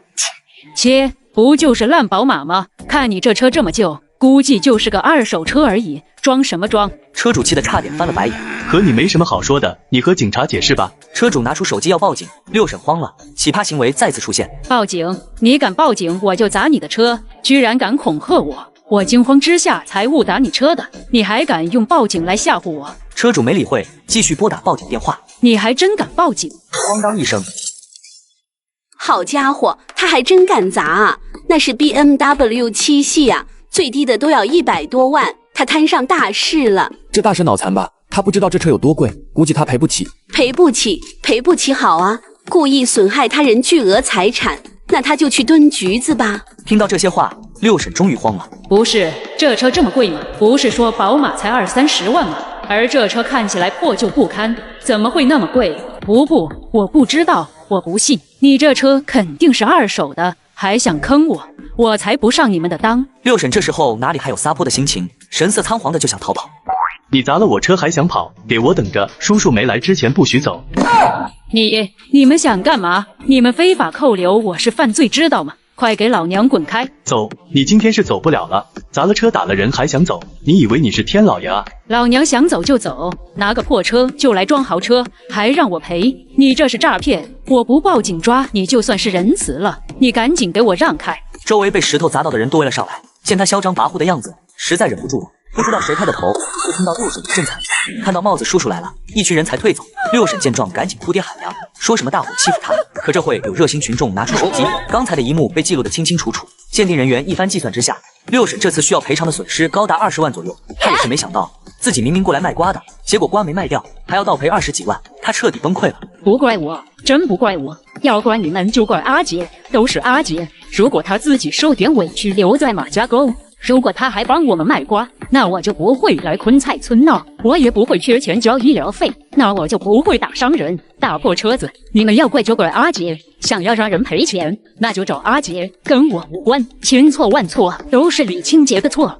你们去找李清洁，别找我，他有钱赔给你们，我没钱。周围人全都蒙圈了，这逻辑思维太跳跃了，怎么还怪到李清洁那里去了？幸亏阿杰走得早，不然又得被他拉扯了。我没钱，我真没钱，叔叔们呐，你就可怜可怜我吧，我儿子还需要钱治病，你们不能这样把我逼上绝路啊！你们就一点同情心没有吗？你们不都是主持正义、帮助弱小的吗？哼，你缺不缺钱与我们无关，犯事了就是犯事了，就要接受相应的处罚。你是成年人了，做事要承担后果，再撒泼打滚也没用，要么赔钱，要么坐牢。你就算赔钱了，还需要取得当事人的谅解，不然，好了，现在我们正式通知你，因为你寻衅滋事，要对你进行15天拘留。如果你有异议，可以向相关部门申诉。我不要坐牢，我不要，我愿意赔钱，不就是一点小事吗？为什么要坐牢？六婶彻底疯了，她不知道事情会这么严重，她还以为自己是在村子里，大家乡里乡亲的都会让着她，可这里没人惯着她，最终六婶也付出了代价，成了十里八乡的笑话。不过阿杰后来听说了，六婶即便在被拘留期间，也一直念叨着要让她付出代价，要想办法骗她帮忙兜底什么的。不过众人都习以为常了，根本不予理会。阿杰也忙着带领昆菜村收瓜挣钱，哪里会把这事放心上？杰哥，你真是太厉害了，1年就帮我们赚了以往好几年的收入，今年我家足足进账30万呐！以前我想都不敢想。对啊，以前我们1年起早贪黑的忙活，入账能有4、5万都烧高香了。都是缘分吧，我也没想到外省渠道利润这么高，而且供不应求，我们算是抓住机会了。是啊，我们运气好，要不是马家沟的人有眼无珠，放走了杰哥，我们怎么可能赚这么多钱？杰哥，我要给你包红包。对，必须包，而且得包大的。不用如此，我赚的可比你们想象中多多了。昆菜村这边又开启了庆功宴，而马家沟这边就惨了。作为的罪过阿姐的村子，昆菜村收瓜的时候都刻意漏过了他们，地里的瓜都开始腐烂了。村里开会的时候，村长柳如烟瘫在座位上摆烂，他的瓜都卖完了，一点都不着急，可村民们却炸锅了。我替村民卖瓜，帮他们狂赚300万，没想到他们非但不感激，反而诬陷我飞钱把我赶出村。现在西瓜滞销了，居然又舔着脸要求我回去，见我死活不答应，他们竟然把脏手伸向了我父母。早知今日何必当初呢？要是当初大家别那么贪心，别把李清杰赶走不就好了？今年昆菜村那种富贵就会轮到我们头上。村民们后悔了，只是后悔把阿杰赶走，导致瓜卖不出去，而不是后悔让他受了多大委屈。要怪呀，去怪三太公。要不是你出的鬼主意，我们哪里会得罪李清杰？看看现在好了吧，李清杰一气之下走了，我们村的瓜也卖不出去了。对，若不是当初三太公背地里组织大家威逼李清杰，我们也不会走到这一步。哼，怪我？凭什么怪我？为什么不怪你？当初要不是你牵头，我们怎么可能针对李清杰？怎么会挤兑他？要是没那档子事，他又怎么会不管马家沟死活？村民们对着三太公就是一顿输出，仿佛找到了一个新的背锅侠。都怪我个屁！你们可真会祸水东引啊！现在想让我背锅，门都没有。当初这也不是我一个人的决定，也不是我一个人觉得李清杰赚钱太容易了。老王，你有没有抱怨过？我们起早贪黑照顾地里，生怕瓜苗冻着冷着，生怕地里长草，怕刮风，怕下雨。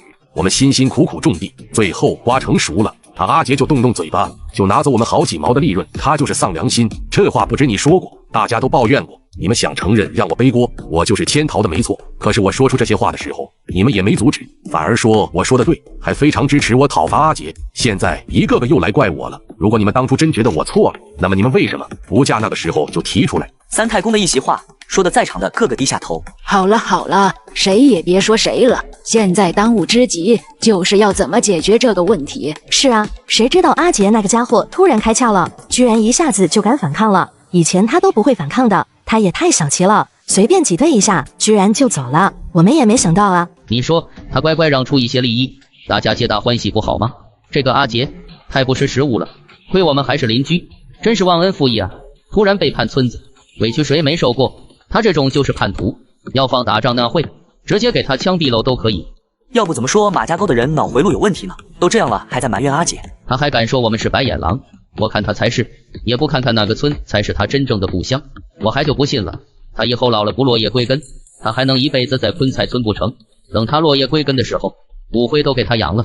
算了，现在事情已经发生了，当务之急是怎么把阿杰请回来。可是我们之前已经把他得罪死了，他还能回来吗？是有点难度，所以我们才商量嘛。六婶去了之后都铩羽而归，不仅事情搞砸了，还端了局子。我们去闹，会不会也被送进去？六婶她那是自找的，撒泼打滚那套没用，我们要打感情牌。阿杰那个大冤种最吃这一套。你们想想，以前他在我们村的时候，我们占了他多少便宜，可是他依旧一声不吭，并不是他傻，而是他重感情。所以吧，我们一定要用感情这一招。感情？可是阿杰的态度好像已经对马家沟没有任何感情了。所以说你们没脑子呢？难道你有吗？我们搞不定阿杰，现在他在气头上，没人能让他回心转意。但是我们可以从牢里和他媳妇那边下手啊。阿杰那小子虽然强硬，但是孝顺。要是我们把他爸妈都搞定了，他还能怎么说？对呀，李清洁那小子难搞，但是李大春和郑红霞好说话呀。老李头喜欢喝点小酒，郑红霞喜欢花花草草，我们从这方面入手，投其所好，拿下他们还不是分分钟的事吗？果然姜还是老的辣啊！三太公这招真是绝了。要是六婶当初不是直接去阿杰，而是去找老李头夫妇说说软话卖惨，估计现在瓜都卖完了。可惜他太傻了，非要去硬刚阿杰。可是这次就算把阿杰请回来了，我们的日子恐怕也没以前好过了，恐怕他不会给我们好脸色，甚至会把原本的利益都收回，大赚我们一笔。赚就赚呗，咱们也就把它当做赚钱的工具。等以后我们稳定了，找到别的生路，再好好报仇雪恨不迟。只要他配合，咱们就把他身上的销售渠道、各种资源都弄到手，到时候再把他赶出去。妙啊妙啊！事不宜迟，咱们一切按照计划进行。马家沟的这一揽子计划，阿杰是没预料到的。他现在正悠闲的和李大春晒着太阳，村子里的收购方案都确定好了，等收购商过来拉货就行。小杰，这次你赚了多少？你那债务还差多少？应该没问题吧？差不多了。赚完这单，应该都差不多结束了。结束了就好，这些年苦了你了。都是自己造的，没什么苦不苦，就算不欠债，我也要赚钱的。那云清哥，老爹，过去的事情就让它过去吧，我不想再提它，我挺喜欢现在的生活。李大川深深地看了阿杰一眼，最后只能摇摇头叹息。我说老李，过去的就让它过去，这么好的天气，你提那个人干嘛？我们现在的生活不好吗？为什么要说这些？以后你可别再扫兴了。可是我就是为咱们的儿子不值得，毕竟就是因为他，咱们儿子才还债这么多年，而他呢，转头却窃取咱儿子的劳动成果，逍遥快活去了。而我们孩子却因为他欠了一屁股债，这么久了还没清掉，我就是不舒服。你不舒服还能咋地？别想那些了，过好眼下才是最重要的。你也别给孩子说这些，他心里本来就难受，我们现在挺好的。爹妈，我心里不难受，而且老爹，你真以为我的东西是那么好拿的吗？总有一天。哦，这么说你还留了后手？后手倒是算不上，只是留了点隐患没解决。咱们且看他起高楼宴宾客，到时候楼倒塌唱大戏。阿杰说完去村里溜达去了。李大川也感觉有点压抑，打算出去透透气。前脚刚走，家门口就来了人，牛婶、马婶还有几个妇女，手里还提着花花草草还有鸡蛋，脸色明显有些嫉妒。他们没想到李清洁离开了马家沟，居然住得这么舒服。花里胡哨的有什么用？还不如弄点地皮，种点白菜大葱。你们有什么事吗？阿杰妈，原来你在家啊！不好意思，我正忙着修剪花草呢，可能没时间招待你们。这郑红霞越来越没礼貌了。我们大老远跑过来，她居然还不想见我们，装什么装？离开了马家沟，翅膀硬了是吧？以前在马家沟的时候，遇见我们她敢不给笑脸吗？现在还摆上谱了，等以后利用完你们一家，再慢慢收拾你们。阿杰妈，我们没别的事，这不是你家乔迁新居了吗？也没办酒什么的，我们就想着过来给你冲冲喜，祝贺祝贺啊！对呀，恭喜恭喜呀！恭喜你们乔迁新居。我们知道你喜欢摆弄花草，这是我们给你带的礼物，你看你喜不喜欢？这是你盼望了好久的乒乓局，还有这个五颜六色的月季，咱也没什么好带的，就给你带了一篮子鸡蛋，请别介意。若是在以前的马家沟，郑红霞一定会开心的感谢并且收下，那是她不管愿不愿意，都不想得罪村里人，怕阿杰的生意难做，哪怕事与愿违，也会假装开心喜欢。可现在不同了，多谢各位的好意，你们也看到了，我家院子里花草很多，实在摆放不下，所以你们还是带回去吧。牛婶、马婶一愣，环顾了一下周围，院子里的花草确实比较金贵，自己带来的和这一比较，就显得有些潦草了。毕竟是在菜市场特意挑的打折款，也就是别人快丢掉的垃圾。李家嫂子，你就收下吧，怎么说也是我们的心意啊。这些人享受买人心都舍不得出点血，买一堆垃圾就想让人感恩戴德。郑红霞不是那种嫌贫爱富的人，也不会嫌弃别人送的礼物不值钱。可马家沟的这群人明显有些不怀好意。难道李家嫂子还嫌我们送的礼廉价不成？马婶有些半开玩笑的说着，她认为这种场面伸手不打笑脸人，郑红霞应该会沉默受着，可没想到。不瞒你们说，我确实挺嫌弃的。马家村的人脸色彻底僵住了，完全没想到郑红霞会这么直接。李家嫂子真会说笑啊！就是，几天不见，李家嫂子变幽默了。你是什么人，我们还不清楚吗？哪里会嫌弃我们？我没开玩笑，我真是很嫌弃你们的礼物。你们好好看看我院子里的花，随便拿出一株，不比你们手里拿的好看100倍吗？你们那花是从菜市场捡的吧？对不起，我这里不是垃圾回收站，这些东西我不要，你们还是留着回家自己种吧。你们把它给我，我还得费功夫拿出去丢，多费事，也辜负你们的心意不是？与其被我丢掉，你们丢了面子，还不如自己拿回去呢。马婶等人瞠目结舌，不可思议地望着郑红霞，她居然说的这么直白。郑红霞，你别给脸不要脸！我替村民卖瓜，帮他们狂赚300万，没想到他们非但不感激，反而诬陷我黑钱把我赶出村。现在西瓜滞销了，竟然想道德绑架我爹妈，让我替他们卖瓜，可结果让他们意外了。郑红霞，你别给脸不要脸！这就忍不住了。当初你们欺负我儿子的时候，可嚣张的很啊，一点也不给我儿子活路，还想让我给你们好脸色，做梦！李家嫂子，好歹也是几10年的邻居了，何必闹得这么僵呢？都过去了，咱们可以好好谈谈。我可不想和你们好好谈，我现在只想告诉你们，带上你们敷衍且廉价的垃圾，滚出去！以后我们在街上见面，你走街头，我走街尾，老死不相往来。马家沟的大婶们彻底傻眼了。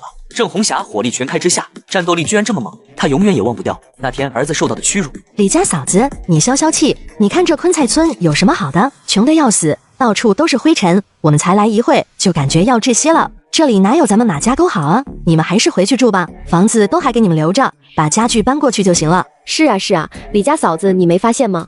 这房子比你在马家沟的小多了，多寒酸啊！马家沟那房子，你好歹花了几10万装修的，是个小别野，你看看这房子，完全住不了啊！还有这马路，小的连2辆车都让步了，还有这楼梯，都好几10年了，老掉牙了吧？还有这花，一点也不实用，还不如种点葱呢。马家沟的人你一言我一语，把昆菜村贬得一文不值，到处都露着嫌弃。郑红霞的脸色彻底拉了下来。我再说一遍，我很喜欢这里，很喜欢这个家，我也很喜欢昆菜村。这里的人毫无心机，这才是我向往的生活。你们觉得昆菜村不好，那就圆润的滚出去，别在这假惺惺的膈应人。我知道你们来的目的，不就是想骗我孩子回去，给你们继续当牛做马吗？我告诉你们，你们不配，我是不可能让阿杰再去做吃力不讨好的事情的。一群吃人不吐骨头的白眼狼。李家嫂子，你这就过分了，谁是白眼狼？你怎么能骂人呢？骂的就是你们，你们就是白眼狼。牛神，你忘了你以前家里什么情况？没有我儿子，你家连个破3轮都买不起，房子还是没水泥抹平的砖瓦房，一刮风下雨还到处漏水。现在呢，2层小洋楼盖了，院子里贴了地砖，30几万的小豪车也给你儿子买了吧？可你做了什么？你居然和他们一起污蔑我儿子黑钱、忘恩负义。还有你们，马婶，你家当初什么情况？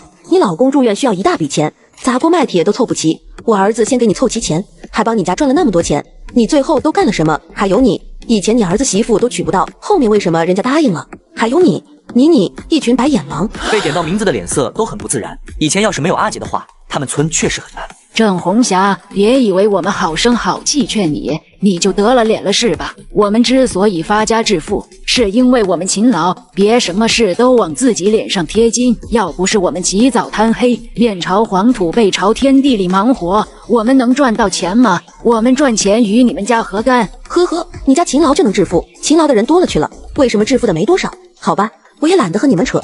既然你们觉得发家致富和我儿子无关，那就无关吧。现在你们过来干嘛？你们用你们的勤劳致富去吧。以后我们才懒得掺和你们马家沟的事。就算我儿子要去，我也会阻止他的。你们这群白眼狼不值得被拯救。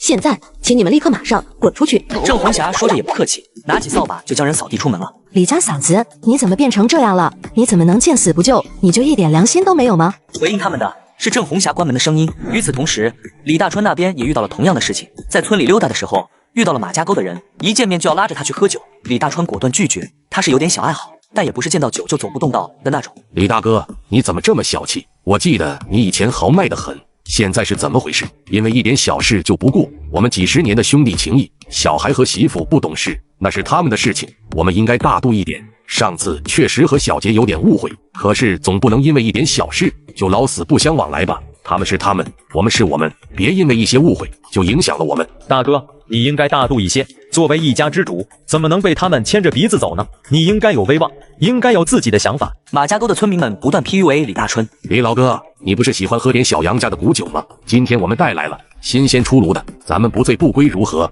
哼，在你们看来或许是小事，但是在我看来就是天大的事。咱们都是老爷们，就不用弯弯绕绕的了。你们是想让我儿子给你们卖瓜吧？这是别提了。之前你们为了利益诬陷我儿子，让我儿子受了那么大委屈，你觉得这是好事？什么狗屁兄弟情谊，还是算了吧。我没那么大度，也不会容忍不尊重我家人、欺负我家人的人，请你们以后不要来找我了。说着，李大春也不给他们机会，直接走了。哦，对了，忘记说了，我从来就不喜欢马家沟小杨的包谷酒，我现在喜欢的是昆泰村的小米酿。真别说，李大春看到马家沟这群人现在的模样，非但没有一丝怜悯，反而感觉挺爽的。你越可怜，我越爽，谁让你们欺负我儿子的？两拨人纷纷吃瘪，只能灰溜溜的回了马家沟。怎么样？你们那边情况如何？郑红霞搞定了吗？搞定什么搞定？那个贱人油盐不进，居然还给我们甩脸子。最后还把我们扫地出门了，也不知道谁给他的勇气。要不是有求于他，老子看都懒得看他一眼。换做以前啊，我早就抓花他的脸了。就是，还嫌弃我们送的礼物廉价，也不看看自己什么德行，脸怎么那么大，配得上好东西吗？等着吧，君子报仇，10年不晚，以后有的是机会。所以你们送了什么礼物？还是三太公有些人间清醒，没有跟着他们一起起哄。这个嘛，就是送了一些鸡蛋、菊花什么的。三太公气得差点隔了过去，恨不得一巴掌呼死眼前几人。你们就送这个？送这个怎么了？那鸡蛋15块钱一板，那菊花一盆就是10块钱呢。我们每个人提了些，全部算下来都好几十了。三太公心累了，感觉比和后老伴打马赛克还累。送这种东西，人家不把你扫地出门才怪，简直就是猪队友啊！我感觉礼物很好啊，以前在马家沟的时候，我们送这些东西，他能乐好久呢。有没有一种可能，其实人家以前就不喜欢，只是给你们面子，不想让你们难看？意思是说，他真的嫌弃我们的礼物，难怪他说我们送的都是垃圾。原本以为他说的是气话呢。郑红霞太不像话了，越来越贪得无厌了。我们送这么多东西给他，他竟然还不知足，还嫌弃，人品真差。三太公无语了，干脆不理这群人。那李大春那边呢？怎么说？李大春就是茅坑里的臭石头，一点机会都不给我们。以前喊他喝酒的时候，他分分钟到位，现在我们带酒过去，他居然不理我们了。你们就没仔细说说我们的情况，卖惨，道歉吗？那我们也得有机会啊！他张口闭口就骂我们白眼狼，我们确实有错，当初让阿杰受了点委屈，但是他黑钱的事我们都不计较了，也不知道他怎么想的，居然还好意思生我们的气。你们这是道歉的态度吗？还提阿杰黑钱这事，你们有病吧？阿杰一家本来就对这事很生气，你们还非要提？可是我们没错啊，他本来就黑钱。这特么是黑不黑钱的事吗？三太公实在没话说了，碰到这群队友是真的难带啊。算了，还是我亲自出马吧，去把咱们村的男女老少都召集起来，尤其是那些老弱病残、需要学费的孩子，全部叫上，我们一起去求李清洁。这么多可怜人，我就不信他能受得了。我们给他来个超级道德绑架。可是如果他还是不吃这招怎么办？放心，我还有后手，我和老伴的儿子都给安排好了。到时候阿杰答应帮我们做事最好，要是不答应，我就让他身败名裂，而且我还要让他背负1000万债务，让他赔偿我们一切损失。真的可以吗？这个办法是什么？如果可以，我真想让李清洁那家伙好好尝尝不听话的后果。天机不可泄露，不过只要大家演好这场戏，我保证大家能得到想要的，包括报复阿杰。好，我们相信你，三太公，你不愧是去外边闯过的人呐，就是有本事。走，我们一起去找阿杰。阿杰不知道马家沟的计划，他现在一心帮着昆菜村赚钱，至于那群白眼狼会不会狗急跳墙，做一些过激的事情，他一点也不怕。要是那些人非要闹，阿杰也不会客气。很快，昆菜村开荒出来的那片空地上，密密麻麻的挤满了马家沟的人，一个个哭爹喊娘的，让昆菜村把阿杰交出来。大家不要慌，保护好杰哥，看准机会报警。村民把我赶走，导致西瓜滞销，现在又舔着脸来求我帮忙，我哪里肯同意？不要他们直接耍起了无赖。你们这么多人来我昆菜村做啥？赶紧离开，不然我们报警了！别，我们不是来打架的，也不想和昆菜村起冲突，我们只是想和阿杰谈谈。你们把阿杰叫出来。不可能，别以为你们人多就可以乱来。现在杰哥是我们昆菜村的人，我们不会让你欺负他的。正在两个村子对峙的时候，一道道汽车咆哮声响起，一排排五菱宏光停在路边上，上面下来好几十个大汉。阿杰老弟别怕，马家沟要是敢来欺负你，我们绝不答应。陈家村就在昆菜村隔壁，之前阿杰带着昆菜村去收瓜，带着陈家村的村民赚了不少钱。现在听说有人来找麻烦，陈永胜和陈伯温拉上人就来了。陈家村的人怎么来了？这李清洁怎么有这么大的面子？外村人都能请来。阿杰老弟，我眼角寨也来看热闹了，你别怕啊！要是有人想违法犯罪，我们也可以变身热心群众，阻止罪恶的发生。又是好几十个大汉到场，都是周围村子来帮阿杰撑场的。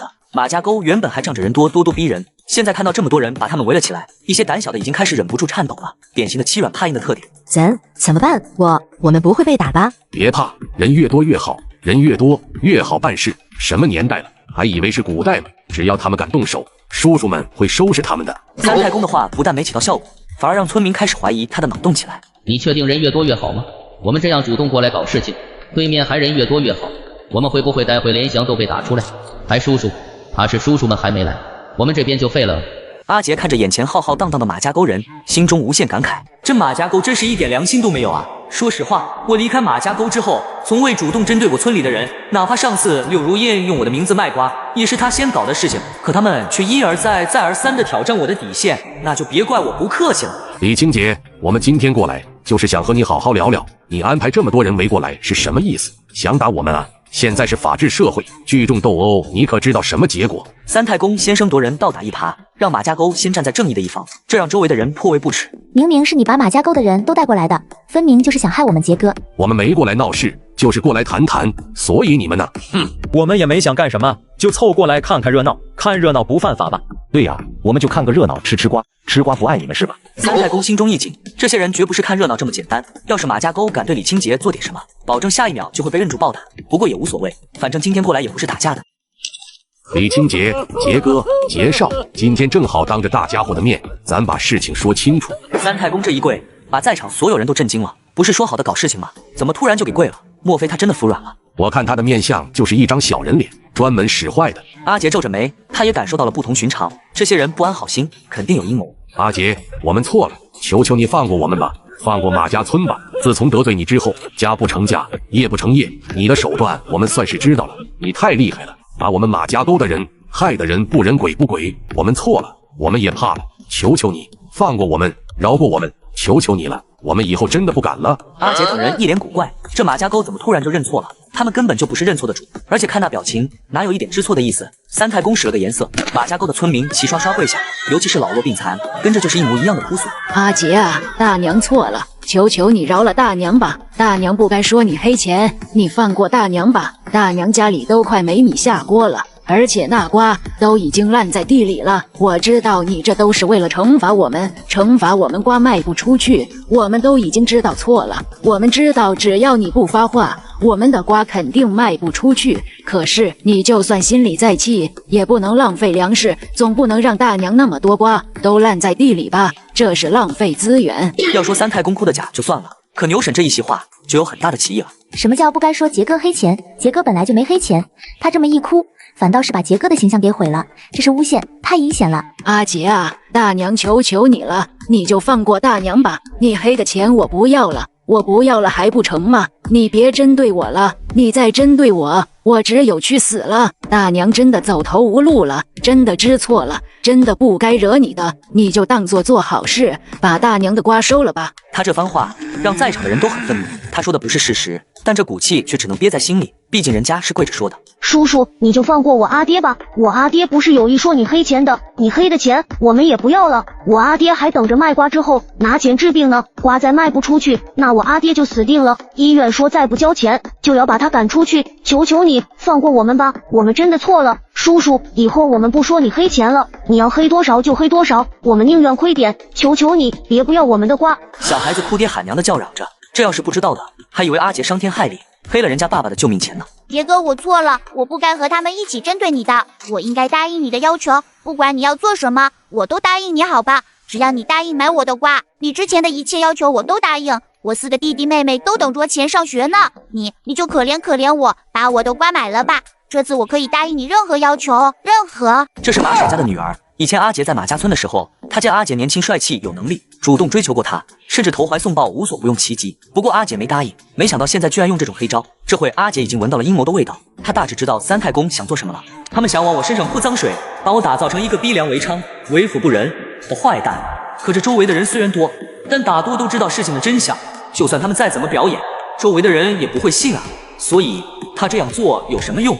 阿杰知道自己必须要说点什么了。牛婶，还有各位，你们是不是搞错了什么？第一，我首先声明，你们原本的说辞就是错误的。我阿杰就没有黑钱，我赚的只是差价而已。我从大家手里收瓜是5毛1斤，转卖出去8毛，相当于1斤只赚1毛5。而且我阿杰，我们都知道错了。你说什么就是什么，你说没黑钱就没有黑，你说你赚的仅仅是差价，那就是差价，我们都认。求求你别说了，我们都认。只要你把我们快要烂在地里的瓜都收走，别让我们1年的辛苦白白浪费，你说什么都可以。马家沟显然有备而来，说的话很会带节奏。三太公一说话，村民就跟着附和，让那些想帮腔的昆菜村村民都没法出声。六小子，你家阿爹不缺治病的钱。还有马小妹，我请你重新组织你的语言，你说的这些话很容易让人误会我逼良为娼。我们错了，你说什么就是什么，只要你把我们瓜收了，就算你真的逼良为娼，我们也不好再反抗了。对呀，求求你了。马家沟的人依旧说着有歧义的话，真真假假，很容易让不明真相的人相信是事实。瓜，我绝对不会收的。以前咱们就说好了，你们说我黑钱，好，我不收你们的瓜。不是了，还有，你们说你们缺钱看病，你们说你们缺钱上学，缺钱还贷款，这跟我有什么关系？总不能让我出钱吧？我又不是你们的提款机。阿杰说完这些话，明显的看到三太公兴奋了一下，正疑惑间，就见马家沟村民中走出来一个靓丽女子。好，直播间的宝宝们都看到了吧？这就是吸马家沟人心血的嘴脸，大家都看仔细了。网红直播，好家伙，原来是搁这等着我呢。马家沟将我赶走是西瓜滞销，现在全村又来跪求我收瓜。我原本以为只是简单的道德绑架，可我万万没想到，他们居然给我挖了个大坑。大家都来看看啊，这黑心商贩的嘴脸太可恶了。正所谓造谣一张嘴，辟谣跑断腿。阿杰他们怎么也没想到马家沟这么阴损，竟然找来网红坏阿杰名声。这主播的视频阿杰最近刷到过，好像还挺出名的，号称金牌调解主播花花，全网粉丝300多万。他的故事可谓是跌宕起伏，三观炸裂，反派无一不是十恶不赦的恶棍。你到底想做什么？这个女子的面相不是好东西，阿杰这下可能要糟了。我要干嘛？我是来揭露社会黑暗真相的。我叫花花，你认识我吗？没关系，过了今天你就认识了。花花自信地拿着摄像头对着阿杰一顿拍。我今天到这里来呢，是接受了马家沟村民的委托，来替他们主持公道的。希望你配合，也别罔顾事实，不然的话，广大网友的眼睛是雪亮的，他们会盯着你的一举一动。阿杰终于明白了，刚才马家沟的人一反常态，平时盛气凌人的样子一点都没了，还说出那么多有歧义的话，原来就是在等着这一出呢。李先生，我现在问你，你为什么不买马家沟的瓜？你为什么要把他们往死路上逼？请你说实话，现在直播间2万观众看着你呢。现在就是信息时代，一点风吹草动都能被放到网上。阿杰经过刚开始的震惊，现在已经慢慢坦然接受了。既然马家沟的人不肯轻易放过自己，那也没有什么脸面好留的了。他们以为花花流量大可以征垮我，却不知道他也是把双刃剑。我为什么要买马家沟的瓜？我不买他们的瓜，就是把他们往死路上逼。这两件事好像没有直接的逻辑关系吧？阿杰这话一出，让经验丰富的花花愣了一下，很显然没有料到阿杰的思路竟然没有被带偏。这个人不好对付啊，不过有了刚才村民的铺垫，现在直播间都是骂他的声音，骂得越凶，我流量就越大。难道你就忍心看他们没钱治病，没钱上学？作为一个有良心的人，你怎么能对这些可怜的人熟视无睹？这是不是侧面说明了你没有同情心呢？花花疯狂给阿杰打标签，就是为了拉起直播间的仇恨，可阿杰并不买账。我不买瓜就是没有爱心，没有同情心。你那么有爱有同情心，你把他们的瓜都收了不就行了吗？你这么大的网红，也不缺这点钱吧？要是你不收，你不帮他们，那是不是说明你也是个没有爱心、没有同情心、三观不正的主播？花花心里都气得跳脚了。阿杰这种不按常理出牌的玩法，瞬间引发了直播间黑粉的反扑，纷纷开始指责花花到处带节奏，假借弱势群体的名义坑害正经商人。请你正面回答我的问题，不要答非所问。我的问题是，你是否因为报复心理，是否因为马家沟人没有随你的意，所以你就要将马家沟人置于死地？哪怕他们认错了，你都不放过他们，你是不是在欺负乡亲们？花花善于制造话题热度，无论是阿杰如何回答这个问题，都会被无情的打上黑心商家的标签，然后被无数网友用唾沫星子淹死。这么说吧，我觉得如果用92号汽油点燃水泥，那它的搅拌比例将是牛顿相对论的。关于3节音符混合、母猪产后护理，我觉得使用达尔文效应可以得出量子纠结是可行的。所有人都愣住了，压根没有听懂阿杰在说什么。直播间的观众也是一脸懵逼。你在说什么？你说的这些话和我们讨论的维权问题有什么关系吗？请你正面回答问题。如果李白不是现代即兴音乐的教父，那受精体也绝对不是杜甫的集大成代表作之一。而唐太宗李世民没有统一6国，秦始皇肯定不会实行星际穿越计划。你又在胡说八道，你以为这样就可以逃避责任吗？花花总算反应过来了，阿杰这是一点都不打算回答这些问题。来之前他就和村民们讨论过种种场景，分析过阿杰之前的性格，但怎么也没想到会有这一出。三太公本来就想用这种办法逼阿杰就范，逼他求村民们原谅，然后顺势把瓜消掉，还可以逼他交出销售渠道，不然就让他在网暴中遗臭万年。可现在对方根本不按套路来，花花直播间都快炸了。随着黑粉不停在直播间嘲讽，流量从刚才的2万直逼50万，那些脑残粉的评论根本刷不出，直播间一水的人间清醒，在骂他乱带节奏。太好了，你们就继续骂吧，骂得越起劲，我流量就越多。只要我想办法扳倒李清洁，到时候肯定能大涨一波粉丝。李先生，我们到这里来的目的就是为了解决问题，而你一直答非所问，我很怀疑你是不是不想解决问题？你以为装傻充愣，说一些无关紧要的事情就可以蒙混过关吗？我请你正面回答，不然我可要替你说了。阿杰耸了耸肩，示意他随意。那好，你待会可别后悔，你作为村子里的领头羊，原本要带领大家发家致富，可你却为了自己的私欲，欺男霸女，鱼肉乡里黑乡亲们的血汗钱。你看看马家沟的村民们都被你害成什么样了？他们看不起病，上不起学，还还不起房贷车贷，这都是你造成的。现在面对这些，你还有什么话说？花花说完，一脸得意地看向阿杰。这次无论他说与不说，村霸的身份已经坐实了，无论他解不解释，都会成为众矢之的。不是这样的，你好歹是一个大网红，怎么能这么冤枉人？夏沫等人气愤不已，红着脸咆哮起来。来者不善，善者不来啊！这次可是大危机，看来我得替阿杰小友算上一卦，看怎样才能脱身。欺人太甚了，仗着自己是网红，就可以不分青红皂白诬陷好人，你太可恨了！面对这些反驳，花花微微一笑。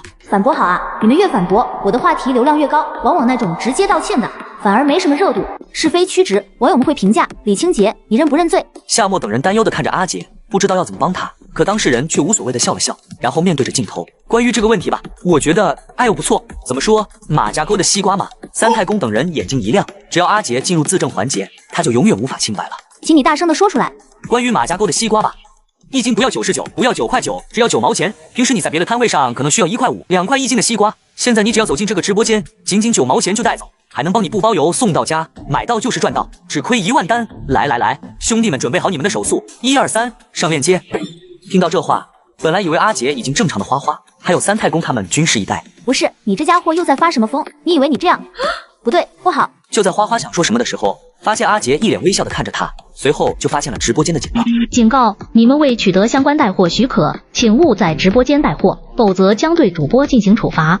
发现主播有带货行为，请立即停止直播带货。仅仅一条提示，吓得花花心惊肉跳，他有一种感觉阿杰是故意的。然而还没等他反应过来，更骇人的一幕出现了，阿杰竟然掏出华子，给昆菜村的人每人发了1根，就连夏沫都猫上了。不准抽华子。果不其然，直播间的警告声又响了。检测到主播有不良引导行为，现在对主播进行处罚，1个镜头50块，请立即停止不良引导，否则将严厉处罚，甚至封禁直播间。花花彻底破防了，他没想到事情会发展成这样，他还想着阿杰被镜头霸凌之后会跪下来求自己原谅，谁知道这家伙一上来就开大招啊！博温兄，你对天下大事了如指掌，你说大毛和二毛的战争还能持续多久？鹰将换了领导人以后，对我们的政策会不会？如果说抽华子和带货只是开胃小菜，那这在直播间讨论时政的话，简直就是王炸！花花差点晕过去了。请你用最粗鲁的话语，把这些信息都普及给他瞄着直播间的小可爱们听听。这个嘛，我也就会特瞄一点点而已。那我就从毛的战争开始吧。一谈到这个，就是陈博文拿手的话题了，爹的说了好几分钟，根本不管直播间收到多少警告和处罚。观众们也终于明白阿杰要做什么了。我去，还以为那倒霉蛋要被坑了，没想到他背了个大的，牛掰呀！面对镜头霸凌，居然能想到这种办法，你用镜头搞我是吧？好，那我直接搞你镜头，太溜了！强烈要求他入驻平台，我要粉他。继续，我就爱看点有趣的。第一次看到网红花花狗栽了，以前一直用镜头霸凌别人，他不止一次颠倒黑白了，现在终于被人反杀了。因为你有多项违规记录，被列为劣质直播间，你直播间以及账号将被封禁9999年。网红花花不可置信地看着手机，感觉有颗炸弹在脑子里爆掉了。我账号被封禁了，李清洁，都是你害我被封了，你该死啊！你特喵的还我账号，不然我打死你！我几百万的网红，有的是钱，搞死你就像搞死一只蚂蚁一样简单。你等着，我要弄死你！我发誓，我一定要弄死你！花花彻底疯魔了，他账号里还有900多万没提现，现在账号被封了，直接把他打回了原形，这让他怎么淡定？可阿杰并不打算放过他。哦，那你要怎么弄死我呢？这边杀人可是犯法的。村民将我赶走，导致西瓜滞销，现在又全村过来道德绑架，逼我卖瓜，甚至叫来网红将我晒在网上网暴。可我非但没有就范，反而揭穿了黑心网红的真面目。犯法，我找人撞死你，最多判司机几年；我找个走投无路的人捅死你，最多给那人一笔安家费。想弄死你，对于我们这种人来说轻而易举。你等着，我一定弄死你！你好像很熟练啊，这么说你以前干过？断我财路者。说到这里，花花突然清醒了。你想忽悠我？没门！李清洁，无论如何，你断我财路，我都要弄死你！你要干什么？弄死杰哥！我怕你走不出昆菜村。村民们见到杰哥被威胁，个个都是摩拳擦掌的。这一幕把马家沟的人吓坏了。这网红脑子有病吧？就不能等离开昆菜村了再说吗？要是把他们惹毛了，说不定会被乱棍打死。到时候哪怕叔叔们来了，他们就推出几个80、90岁的爷爷出来认罪，然后就不了了之了。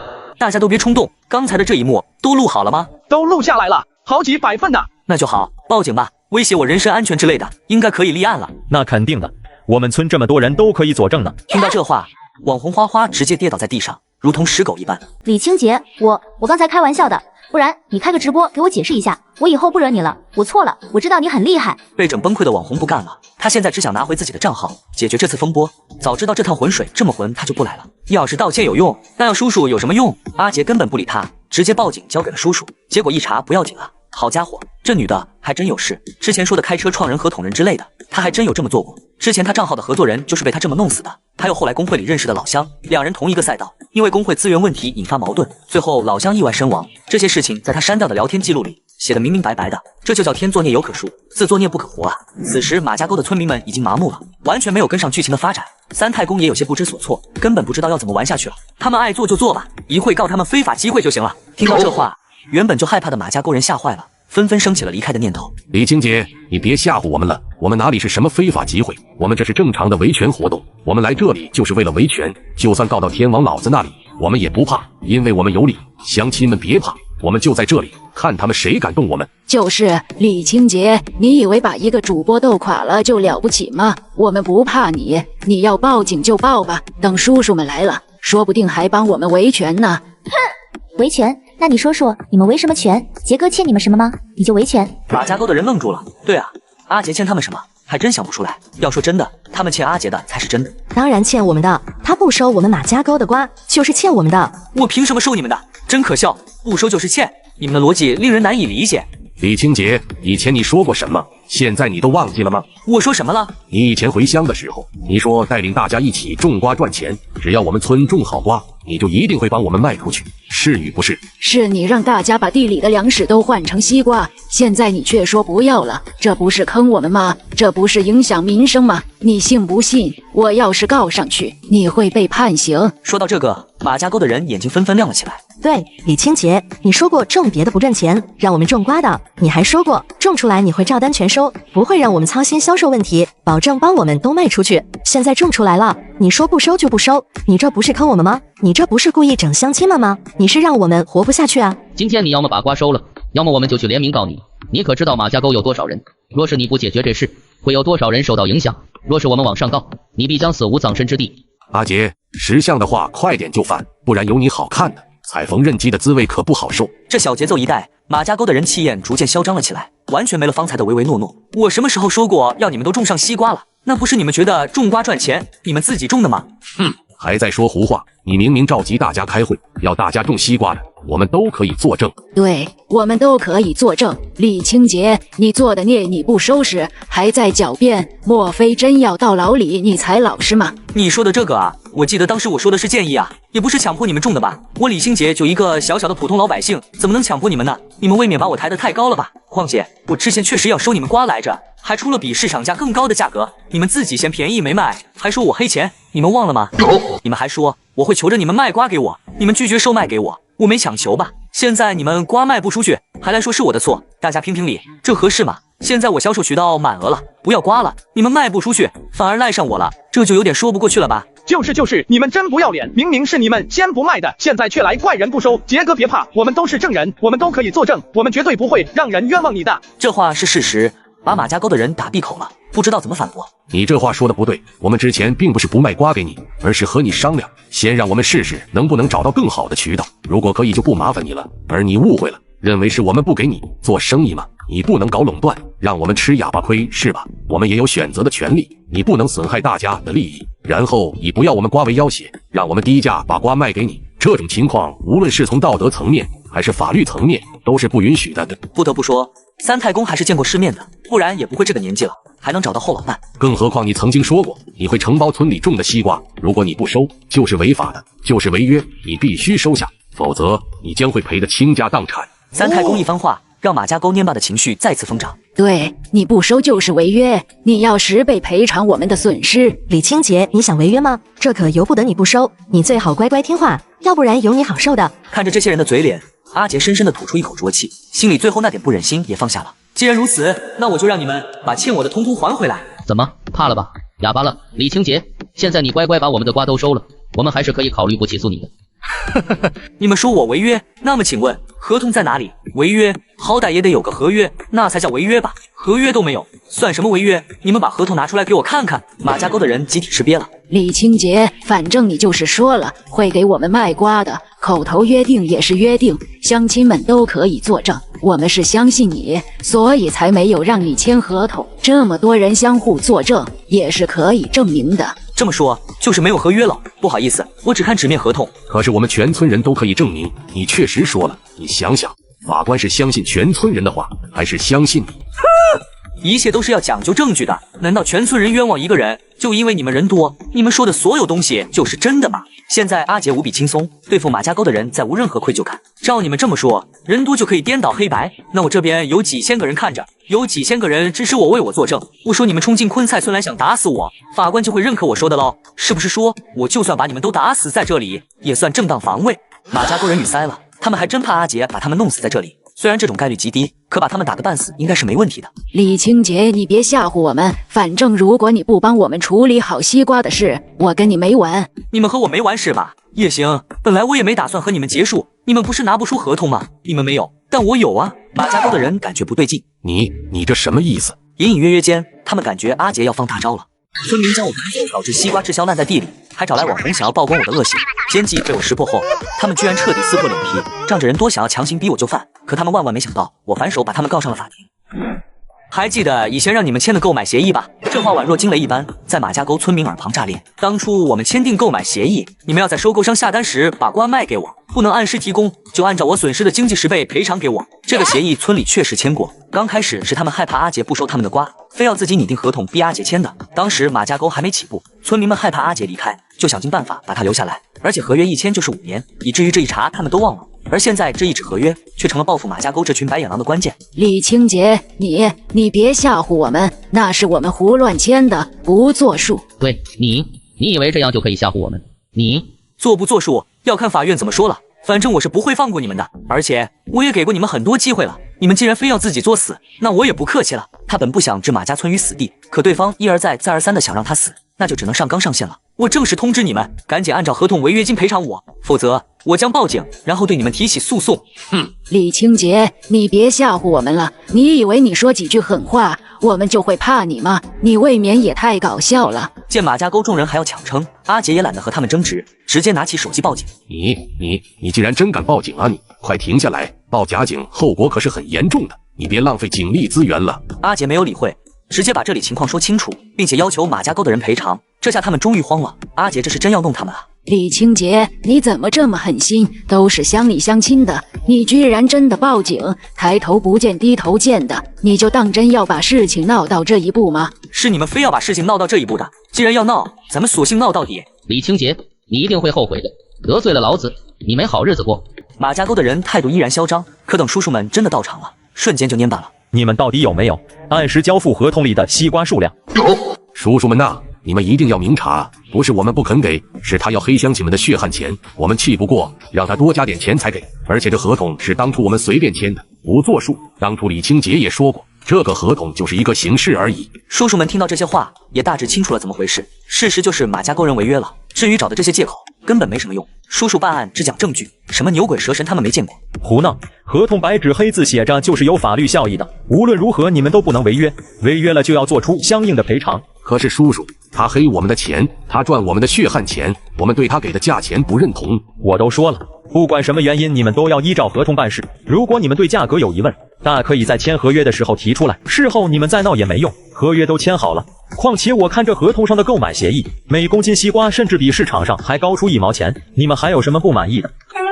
他们肯定不满意啊，贪得无厌呗。嘿嘿，人家杰哥帮他们找销路，各种跑业务，他们还嫌弃杰哥赚他们差价，要人家给他们工厂收购价，意思就是让杰哥白干。杰哥不同意白干，他们就联合起来闹事，可是最后搬起石头砸了自己的脚，赔了夫人又折兵了。叔叔们，这件事足以证明马家沟的人贪得无厌，屡次3番陷害忠良，我们全村人都可以作证。对，我们都可以作证。听到周围村民的陈述，叔叔彻底明白了。出警之前，他们就听说过马家沟白眼狼的大名。现在事实清楚，你们需要赔偿给李清洁违约金，这点你们是否同意？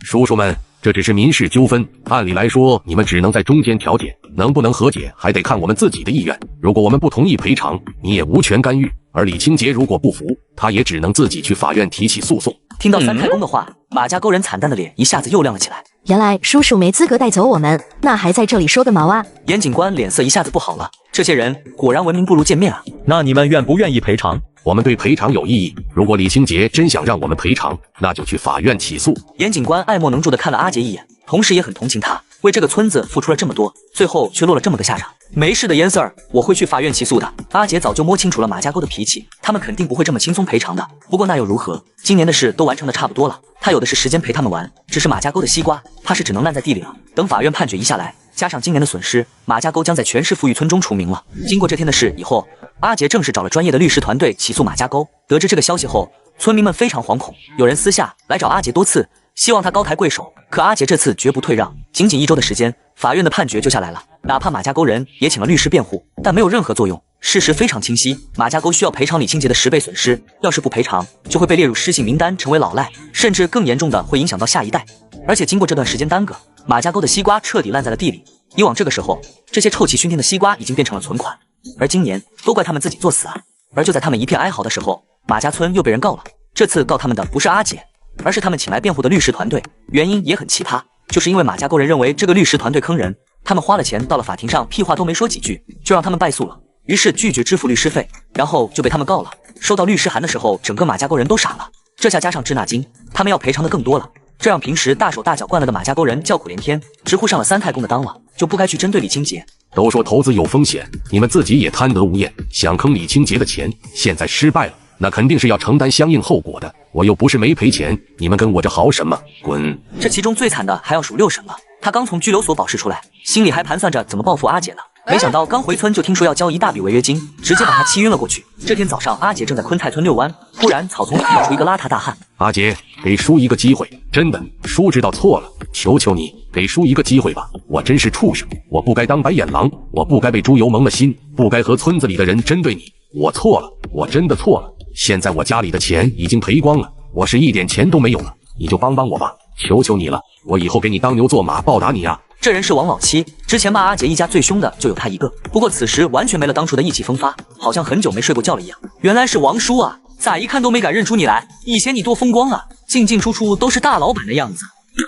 我罪有应得，我是混蛋，我是狗蛋。小杰，你别生叔的气了，叔错了，真的错了，你帮叔一把，叔将来一定为你两肋插刀。我不该听信他们的话，现在我真是走投无路了，他们都不管我，让我自生自灭。我现在才知道，你对我是最好的。以前我无论遇到什么困难，只要说一句话，你都会无条件帮助我，而我却不是人，居然还为了舔屁意针对你。现在我求他们，他们都不理我，我才知道你有多么好。小杰，你就原谅我一次啊！只要你帮我这次，你说什么都可以。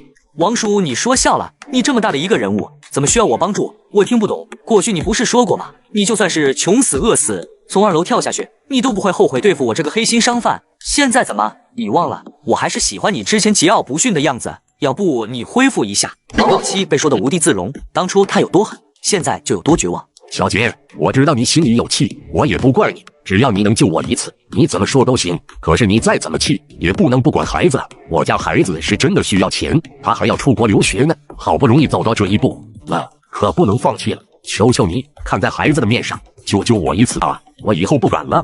哼，你儿子没钱上学关我屁事，那是你儿子又不是我儿子。而且你知道你儿子跟我说了些什么吗？要不我放给你听听吧。阿杰饶有兴趣的打开手机，点开了王老七儿子发来的语音。阿杰啊，我之前不是拿了你的菜种参加农业科技大赛吗？你培育出来的大白菜种子不错，被广大评委喜欢，甚至还为了留了出国留学的机会，以后我买车买房就全靠它了。你得好好努力更新啊！我还指望这玩意能让我的事业更深一层呢。换句话说，将来我拿奖了，你也会很有成就感，不是吗？你可不能耽误我发展啊！我可是大学生，你不能毁了我。听完王老七彻底傻了，哪里还不知道阿杰的意思？走吧，以后别来找我了。王老七张了张嘴，可始终说不出话来。他能感觉得到自己儿子确实过分了，他都不好意思再去求阿杰了。往后的日子里，马家沟彻底绝望了，慢慢的接受了阿杰离开的事实。而昆菜村这边的事业发展的如火如荼，阿杰把新品白菜种子分给村民种植，而且提前打开了销售渠道。直到有一天，一个不速之客来到了昆菜村，彻底的打破了这里的宁静。云清哥，你来做什么？前女友抢我公司股份，还把我扫地出门，结果项目出了问题，又来求我，被拒绝后竟然联合马家沟一起报复。可他们万万没想到，这一切都在我的预料之中。麦巴赫，不是，这个女人好漂亮，我在哪儿见过？我去，这是云清哥。云清哥，他找杰哥，杰哥居然认识他。阿杰，好久不见。清淡的话语中竟然流转着很难说的温柔，可是这个女人的出现让夏沫非常不爽，内心隐隐约约诞生出危机感。阿杰，别耍小性子了，我和陆舟真的没有什么，他就只是……没必要跟我解释，你和他有没有什么都与我无关。你就不能大度一点？我和他清清白白，我就是看他刚出校门，什么都不会，又离家几千公里来我们公司上班，挺可怜的，照顾照顾他怎么了？哦，都特喵的照顾到孤男寡女共处一室了，还是普通照顾。我去，这什么情况啊？咱们杰哥被绿了。曾经确实有一段时间挺想不通的，不过后来想想，我又不和你结婚，我伤心个锤子！我白白睡了姓陆那小子的媳妇好几年，那不高兴的应该是他啊！李清洁，你这是什么意思？意思就是你不是放浪不羁爱自由吗？那我也不会把你当人呗。卧槽，这是魔法打败魔法吗？这么说，咱杰哥没有被绿，只是免费找了个陪玩，还是高玩耍了好久。被绿的那个应该是陆舟。昆菜村的青年们也没想到，冰山美女总裁居然还有这么难堪的一幕，顿时对他的好感清零了。好了，你也别生气了，我今天来找你，确实是有些事情想请你帮忙。你负责的那个项目出了点问题，现在需要你处理下。不好意思，杰哥不会帮你处理任何问题，他已经不是你们公司的人了，而且和你连朋友都算不上，你怎么好意思开这个口的？阿杰意外地看了夏沫一眼，没想到这丫头竟然能帮自己说话，现在这语气却是充满了敌意。哼，你又是谁？是阿杰现在的女朋友吗？看着也不像啊。别说你不是他的女朋友了，就算你是，那你又算什么东西？你知道我和阿杰之间曾经经历了什么吗？你知道我在他心里的地位吗？哪怕阿杰有了别人，心里依旧会想着我。你少给自己脸上贴金了，还想着你，那我估计晚上都得做噩梦了。李清洁，我给你一个机会，跟我回去把那个项目做完。云清哥直勾勾看着阿杰，以前在这种目光之下，阿杰一定会服软的。你可真逗，我辛辛苦苦搞出来的东西，被你轻易署名给了你的小白脸陆舟，说他是天才科学家，你怎么没想过今天项目出了问题，你找你的天才陆舟去啊，关我毛事啊？阿杰，你怎么敢这样跟我说话？信不信我以后都不理你了？我真的好怕啊！云清哥还想说些什么，可这时手机响了。哟，你瞧瞧，你的小周周来电话了，快接吧，免得他找不到你该着急了。我想你来这也是偷偷来的吧？阿杰，我知道你这是违心的话，我也不和你多扯了。我给你个机会，你明天来我公司，要是你敢不来，以后我让你相见我都见不到。说完，云清哥上了迈巴赫走了，留下了一脸懵逼的大家。杰哥，恕我直言，我怎么感觉你是招黑体质啊？怎么之前你接触的人都背叛你了？你这到底是个什么情况？有没有去看过风水之类的？我感觉你这运气不太好啊。阿杰没有在意村民们的调笑，继续开完会之后，已经是晚上了。你已经签到10648天，获得新的精品白菜种子，等级为翡翠级，是否领取？其实阿杰一直有个不为人知的秘密，他不是这个世界的人，而是来自平行宇宙的蓝星，自带种菜金手指，只要签到就可以获得各种各样的种子，甚至是各种肥料，等级按照黑铁、白银、黄金、钻石、翡翠、史诗、神话划分，即便是黑铁种子种出来的菜品，都要比普通菜品健康很多。至于白银级以上，已经可以入药养生了。哼。想当年2枚黄金级别的种子就成就了云清哥的青格科技保健巨头的名声，那现在这2枚翡翠级种子又能带来什么惊喜呢？云清哥啊，云清哥，你或许还不知道吧，我这系统仓库里面随便几颗白银级种子就能救活青格科技，不过嘛，你猜我会不会救？第二天，阿杰一早就领着村民们下了地，把黑铁级白菜种子都撒了下去。他已经完全沉浸在乡村生活之中，早就将云清哥的要求抛脑后了。而等了3天之后，云清哥已经破大防了。好你个李清洁，你居然真敢不来找我！既然你先不讲情义，那就别怪我心狠手辣了。去通知他们行动吧。相比之下，昆菜村村民都高兴坏了，整个村都欣欣向荣。太好了，杰哥，这些菜一看就非同凡响啊！这种质量的放到市场上去绝对有价无市啊！等它们成熟了，我们又可以大赚一笔。唯有陈伯温有些忧虑。有句话虽然在这个时候说出很大煞风景，但我还是得说，我感觉劫运将至，还是得做好应劫的准备啊。伯温兄稍安勿躁，我有蓑衣穿雨行，风雨自来，我自从容。听到这话，陈伯温心神一震，猛地看向阿杰那棱角分明的脸颊，脸上全是从容淡定，运筹帷幄。原来你早有算计，佩服佩服啊！善恶报应，如影随形，善哉善哉。乡亲们，青歌科技公司可是上市公司，以他们的财力想要搞垮李清洁，推倒昆菜村，就像碾死一只蚂蚁一样简单。现在他们公司的老总想要替我们做主，你们说做不做？肯定要做。李清洁害我家破人亡，不报此仇誓不罢休。对，他还害我蹲了15天局子，把我的老脸都丢尽了，这是不共戴天的仇。有机会，我一定要把他置于死地。李清洁害我们人不人鬼不鬼，简直该死！要不是他不肯给我们卖瓜，我们至于这样吗？他吃点苦怎么了？凭什么不给我们卖瓜？一定要让他付出代价。还有昆菜村，要不是昆菜村，阿杰就无处可去，他就不会背叛我们。好，既然大家都觉得可行，那我就宣布了，云董事长交给我们的任务就是破坏昆菜村种下的菜苗，让他们无法按时种植出菜品。到时候，昆菜村和李清洁都会损失一大笔钱。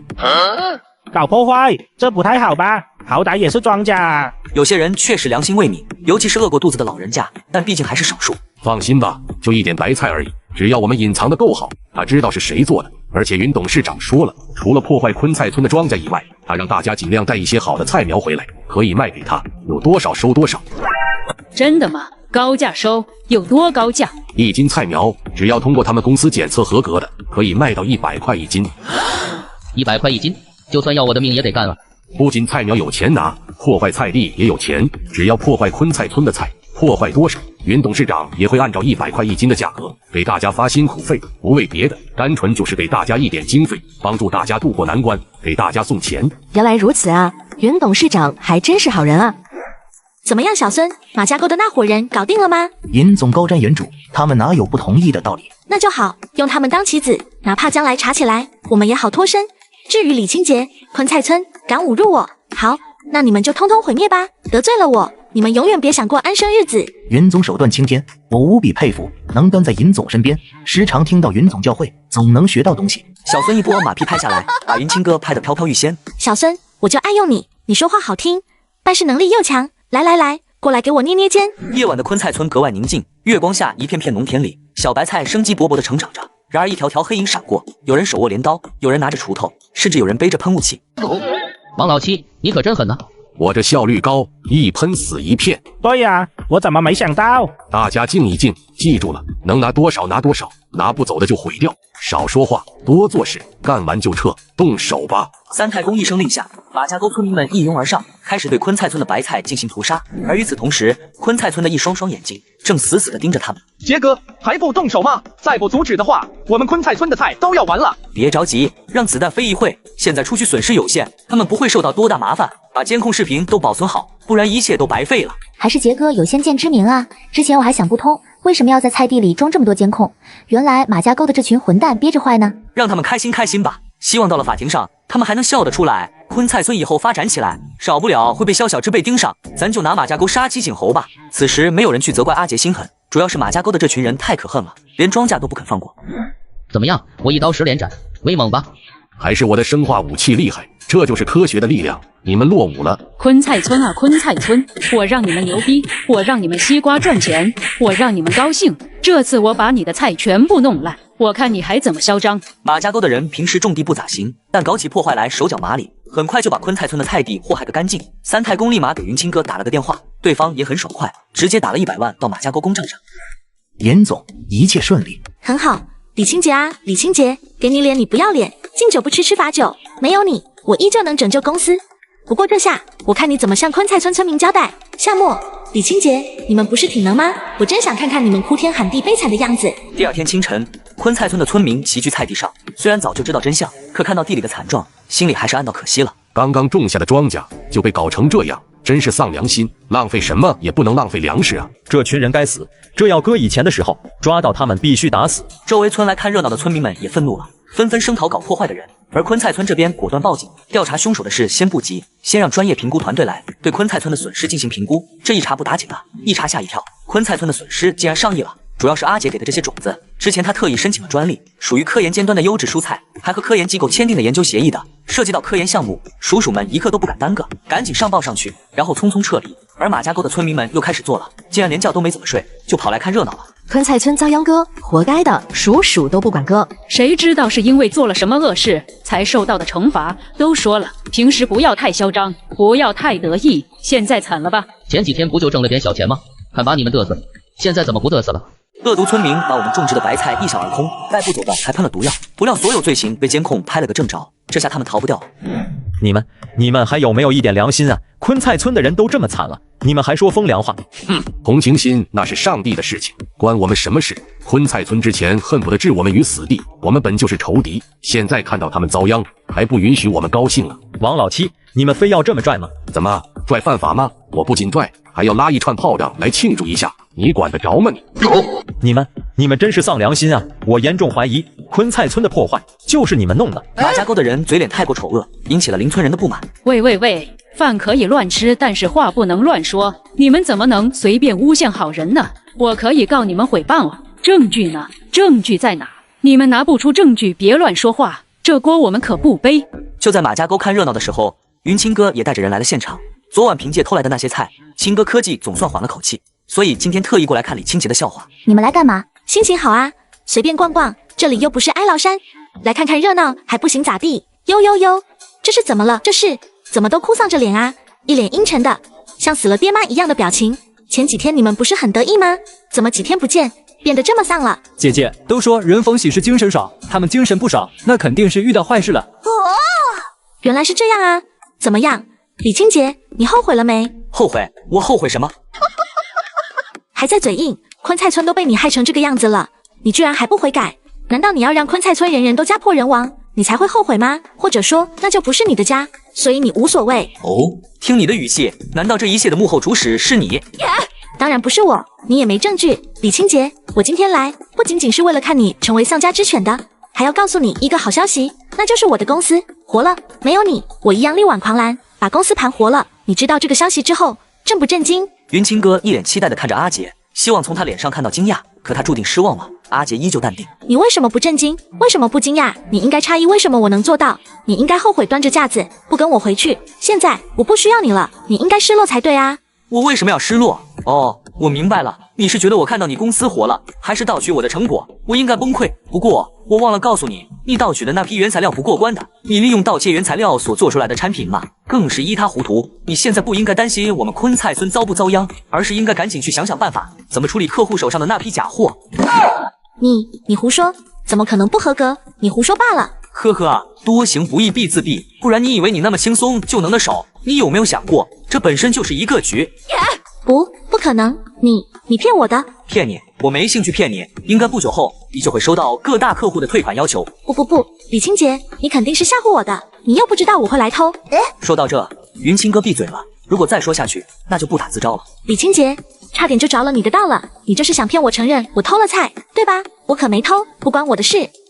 死到临头了还不自知。云清哥表面淡定，但心里已经打起了响鼓，主要是昆菜村的村民们表现得太淡定了。这时候外边来了几位叔叔。阿杰，上边已经做出指示，一定要严查这次恶意破坏庄稼的恶性事件，无论这件事牵扯到谁，我们都绝不姑息。而且我们已经和研究院那边对接过了，这次不单纯只是偷盗蔬菜的事了，而是有破坏研究数据的嫌疑，破坏数量巨大，损失不可估量。如果抓住破坏者，一定不会轻易饶恕他们的。听到这话，围观的村民们松了一口气，可马家沟的人就心虚了。不就是一些菜被铲平了吗？应该没那么严重吧？六婶蹲过15天橘子，现在还记忆犹新呢，差点没把他给整崩溃。一些菜，这些菜可不一样，数量极为庞大，情节极为恶劣，还有投毒的嫌疑，上面很重视。马家沟的人齐齐一震，我们该不会要受到惩罚吧？那可完蛋了。不会的，他是吓唬我们的，不就是一点菜吗？再说了，法不责众，就算被发现了又能怎么样？他还能把我们全村人送进去不成？听到这话，马家沟人又安心了些，稍微有些经验的叔叔们哪个看不出来，这马家沟的村民几乎都把凶手2个字挂脸上了。我可不是吓唬你们，这件事大了，说不定会被判无期徒刑，甚至死刑。我在这里呼吁，犯罪分子若是听到我们公布的消息，主动自首者，可以较轻处罚。马家沟的人面面相觑，都在看大家的意思。六婶有那么一瞬间想出来自首，可她真是怕了局子里的生活，联想到刚才小声嘀咕的话，干脆脖子一硬，缩了回去。既然你们都不承认，那好，我们只有开始抓人了。话音刚落，大批叔叔出动，一下子把马家沟的人都围了起来。你们干嘛？抓起来！叔叔们二话没说，把那些参与破坏的村民都按了下去。你们干嘛？你们不能这样，凭什么乱抓人？住手啊！你们不能冤枉好人。冤枉好人？你们可不是什么好人，要证据是吧？人家昆菜村早就提供了，刚才只是想给你们个机会，没想到你们还冥顽不灵。众人看到叔叔手里的视频后，一下子都瘫软了。别抓我，我是冤枉的，我什么也没干，别抓我，我才刚从里面出来，我不想回去，求求你们别抓我啊！我错了，我真的不敢了，我是一时糊涂，都是三太公的主意，别抓我，我冤枉啊！哼。每个被抓的人都会说自己无辜，可是不是冤枉你们，你们自己心里清楚。昨晚破坏庄稼的时候，你们可曾想过后悔？做了坏事就必须要接受惩罚。你们的监控视频是假的，肯定是假的，是言而合成的，我们不认。再说了，我们这么多人都说法不责众，你们要敢强行乱来，可别怪我们官逼民反。三太公很是疑惑，昨晚明明检查过没有摄像头的，怎么还是被录上了？法不责众，你是从哪里听来的话？我们这可没这条法律，你们乖乖接受处罚吧。再说了，之前已经给过你们机会了。不要啊！我如果坐牢了，我儿子就完了。他才大学毕业，还是名牌大学，我坐牢会影响他的。还有我女儿刚准备考官，花了好几万培训了，都已经进入面试了，我不能坐牢啊！三太公，你不是说没事吗？你把我们害惨了，都是三太公教唆的，你们要抓就抓他，我们都是被他忽悠的。王老七和六婶不停甩锅，急于撇清自己的关系，却把三太公给卖了。分钱的时候没见你们置身事外，现在出事了，说都是我的错了。叔叔们，我们做错了我人，不过这件事不简单，明明就是有人故意陷害我们的，那个人就是阿杰，他故意引诱我们来搞破坏，还故意在隐秘位置安装监控，就是为了把我们一网打尽。你们怎么不抓他？他在搞阴谋啊！到了这个时候，三太公也知道这是肯定是阿杰设的局了。对，就是阿杰故意设计的陷阱，他这是在钓鱼执法。好家伙，这也能扯到我！我说六婶王叔，你们可别乱泼脏水啊！什么叫我设计祸害你们？我们昆菜村好端端种的菜，我请你们来破坏了吗？你们自己不过来，我们难道还拿刀架你脖子上比你们不成？至于你们说的陷阱吗？我承认我做了，但是为了预防有人搞破坏。你们要是不来，会被拍下来吗？好啊，果然是你，李清洁，果然是你的奸计！你心肠怎么这么狠毒？你是想把我们马家沟置于死地呀？我们到底怎么惹你了？非要做得这么绝？你们不从自己身上找原因，反而来责怪我。要是你们不针对我，不针对昆菜村，你们会走到这一步吗？我只能说，这一切都是你们自找的。李清洁，你好歹毒，你不得好死！面对马家沟村民的职责，阿杰冷冷一笑：这些人罪有应得，他绝对不会谦谅解书的，全都进去踩缝纫机吧。马家沟的人只要参与破坏行动的，全都被带走了。像情节严重的三太公这种，怕是进去后就出不来了。至于其他村民，也会受到巨额罚款处罚。唯一让阿杰意外的是，这伙人居然没有供出云清哥来。他们有那么讲义气吗？等叔叔把人带走后，云清哥也松了口气，刚准备离开，就接到了一个电话。不合格？怎么会不合格？你们有没有搞错？还有毒？怎么可能？假一赔十？不，这件事肯定有误会，你别乱诬陷，我会让调查组解决的。毫无意外，和阿杰说的一样，清哥科技的新产品全线爆雷，云清哥的手机都快打爆了。姐姐，这是怎么了？公司出问题了，先回去。杰哥，就这么放他们走了吗？放心吧，现在他走不走已经没区别了，因为清格科技炸了。可是我好像看到他的结局啊！放心，下集就会有结果了。前女友花钱雇人偷菜，想让我彻底崩溃后回到他身边，可没想到这一切我早有算计，反手将他送了进去。他做梦也没想到，出卖他的竟然是最信任的人。清哥科技终归是垮了，云清哥没了以往的意气风发，而是一脸憔悴的躲进自己的别墅。小周，你借点钱给我周转一下，我一定可以起死回生，到时候我双倍奉还，不，10倍奉还。现在把你的钱转过来。云清哥记得焦头烂额，可陆周却没有动作。愣着干嘛？快转过来啊！这些年我养你的钱，没有几亿也有几千万了吧？你快拿过来给我应应急。这么说，姐姐，你真的没有钱了？没有了。哦，云清哥，你要是没钱养我，那我可走了。你什么意思？你怎么敢这么跟我说话？你以为这些年我跟你在一起是为了什么？钱呐，你都没钱了，我凭什么还对你客气？云清哥简直不敢相信自己的耳朵，平时对自己毕恭毕敬的陆周，居然会变成这样。云清哥，你别以为你是什么好东西，其实我早就开始恶心你了，你知道吗？每次看到你的脸，我都觉得恶心。要不是你还算大方，给我点钱，我才懒得理你。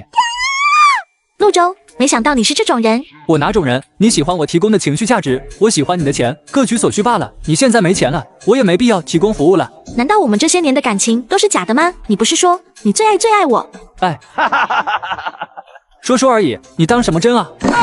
你好，既然撕破脸皮，那就把我的钱还给我。还你？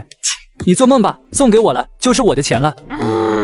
以前送你的就算了，前不久我们商量着刚从公司套出来的钱，那1个亿你还给我。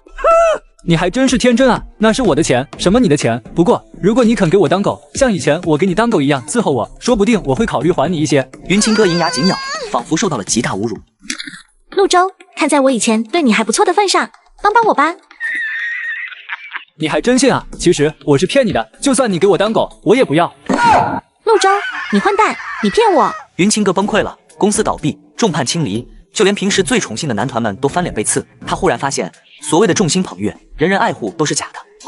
对，我还有机会，我还可以找李清洁帮忙，他最爱我了，他一定会帮我的。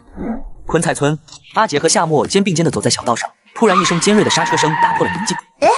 夏沫，你没事吧？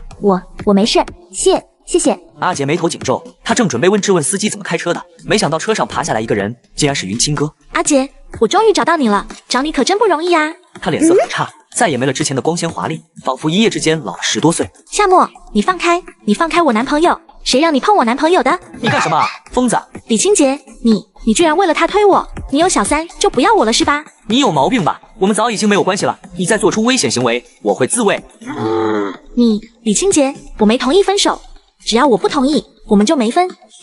阿杰，你别这样好吗？我已经一无所有了，我只有你了，我真的知道错了，我真的已经一无所有了。不，你不是只有我了，你是把我都给弄丢了。从你第一次在酒吧烂醉开始，我们就结束了。我这里不是垃圾回收站，什么垃圾都回收。云清哥瘫软在地，仿佛身上的力气被抽干了一般。杰哥，清哥科技的材料送过来了，请你过目。突然一道声音打破了紧张的氛围，云清哥转头看去，他眼睛都快瞪出来了。是你，小孙，你怎么在这？云清哥的小助理居然来给阿杰送文件，他心中涌起一股不祥的预感。哟，这不是云总吗？怎么变成老太婆了？不好意思，刚刚离得远，没看清啊。小孙耸耸肩，眼中充满了嘲讽。我问你话呢，你为什么会在这里？为什么会给阿杰送资料？云清哥声音有些颤抖，他感觉自己好像陷入了一个巨大的阴谋之中。云总，你还真以为你是以前的尹总啊？我要做什么，关你屁事，管好你自己就好了。李清洁，这是怎么回事？你不应该给我一个解释吗？你把我一脚踢开，让我一无所有，甚至背负巨额债务，我总得做点什么吧。所以小孙是你安插在公司的奸细？不可能啊，他明明是我从外国直招过来的，你们怎么认识？不可能。云清哥，你可能不知道吧，吉哥以前在国内资助过很多贫困生，帮助过许多无家可归的孤儿，还捐建了很多福利院，而我恰好就是被救助的对象之一。你也不用疑惑了，为什么这么巧我会被你选中？其实有能力出国的杰哥都会不吝培养，我只是其中之一，即便不是我，还会有小刘、小王、小陈。云清哥怔住了，他忽然觉得自己好像陷入了绝境，目光看向小孙手里的文件。所以你到底给李清洁送了什么？没什么，就是送那些能让你蹲大牢的东西而已。什么？你们要送我进去？这些东西都是这些年你让公司做的假账以及偷漏款之类的，还有杰哥的专利产品收购合同。你该不会以为你毁了以后就高枕无忧了吧？不，阿杰，你不可以这样对我，我可是以前你最爱的人，你怎么可以这么对我？我不就和其他男人在一起，我不就是让你离开公司，让你长教训吗？你为什么要把我往死路上逼？我就和你开了个玩笑，你有必要这样吗？我已经懒得和你多说了，你进去之后慢慢忏悔吧。阿杰的语气冰冷而坚定，他现在看到这张脸就觉得恶心。李清洁，你太狠心了，你不得好死，我现在这样都是你害的。也许真的是我害的吧。如果当初就让你烂在泥潭里，不让你体验人世间的繁华，就让你一辈子为了一日三餐而拼命，或许你的人生就不会是这样。云清哥还是被送进去了，证据确凿，他根本无从反驳。让他意外的是，陆周也被抓了进去，原因是盗窃巨额财产，而且不只是陆周，凡是和云清哥有过关系的，多多少少都有参与违法活动、转移资产之类的，阿杰一个都没放过。杰哥、夏沫姐，你们怎么才回来？村里出大事了！什么事？是不是马家沟又来搞破坏了？不是，夏沫姐，是冯叔出大事了，你们俩快去看看吧。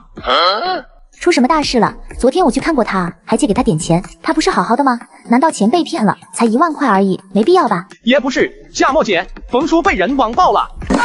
网暴？你开玩笑的吧？冯叔老实巴交的，平时县里都很少去，就只是在家里种地。具体情况你们过去看吧，反正好像是关于他女儿的，网上有很多人骂他，而且现实中有很多激进网友寄了刀片，还泼了油漆，有的还送花圈诅咒他。一夜之间，他家可遭老罪了。不一会儿，阿杰和夏沫就到了冯家小院，院子里一片狼藉，显然是有人故意搞破坏的。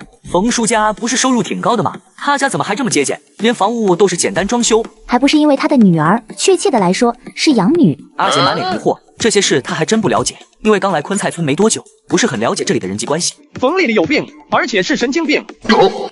他的养女其实是他前妻的女儿，冯叔和他前妻是二婚，他前妻带着女儿嫁给他的，可婚姻只维持了1年，他前妻就病逝了。那时候他前妻的女儿还小，只有7岁。冯叔是个好人，虽然只是养父，但他一直把养女当作亲女儿对待，供她吃喝，供她上学，什么都是最好的。不过他养女真不是什么好人。夏沫姐，你等等，这个我来说。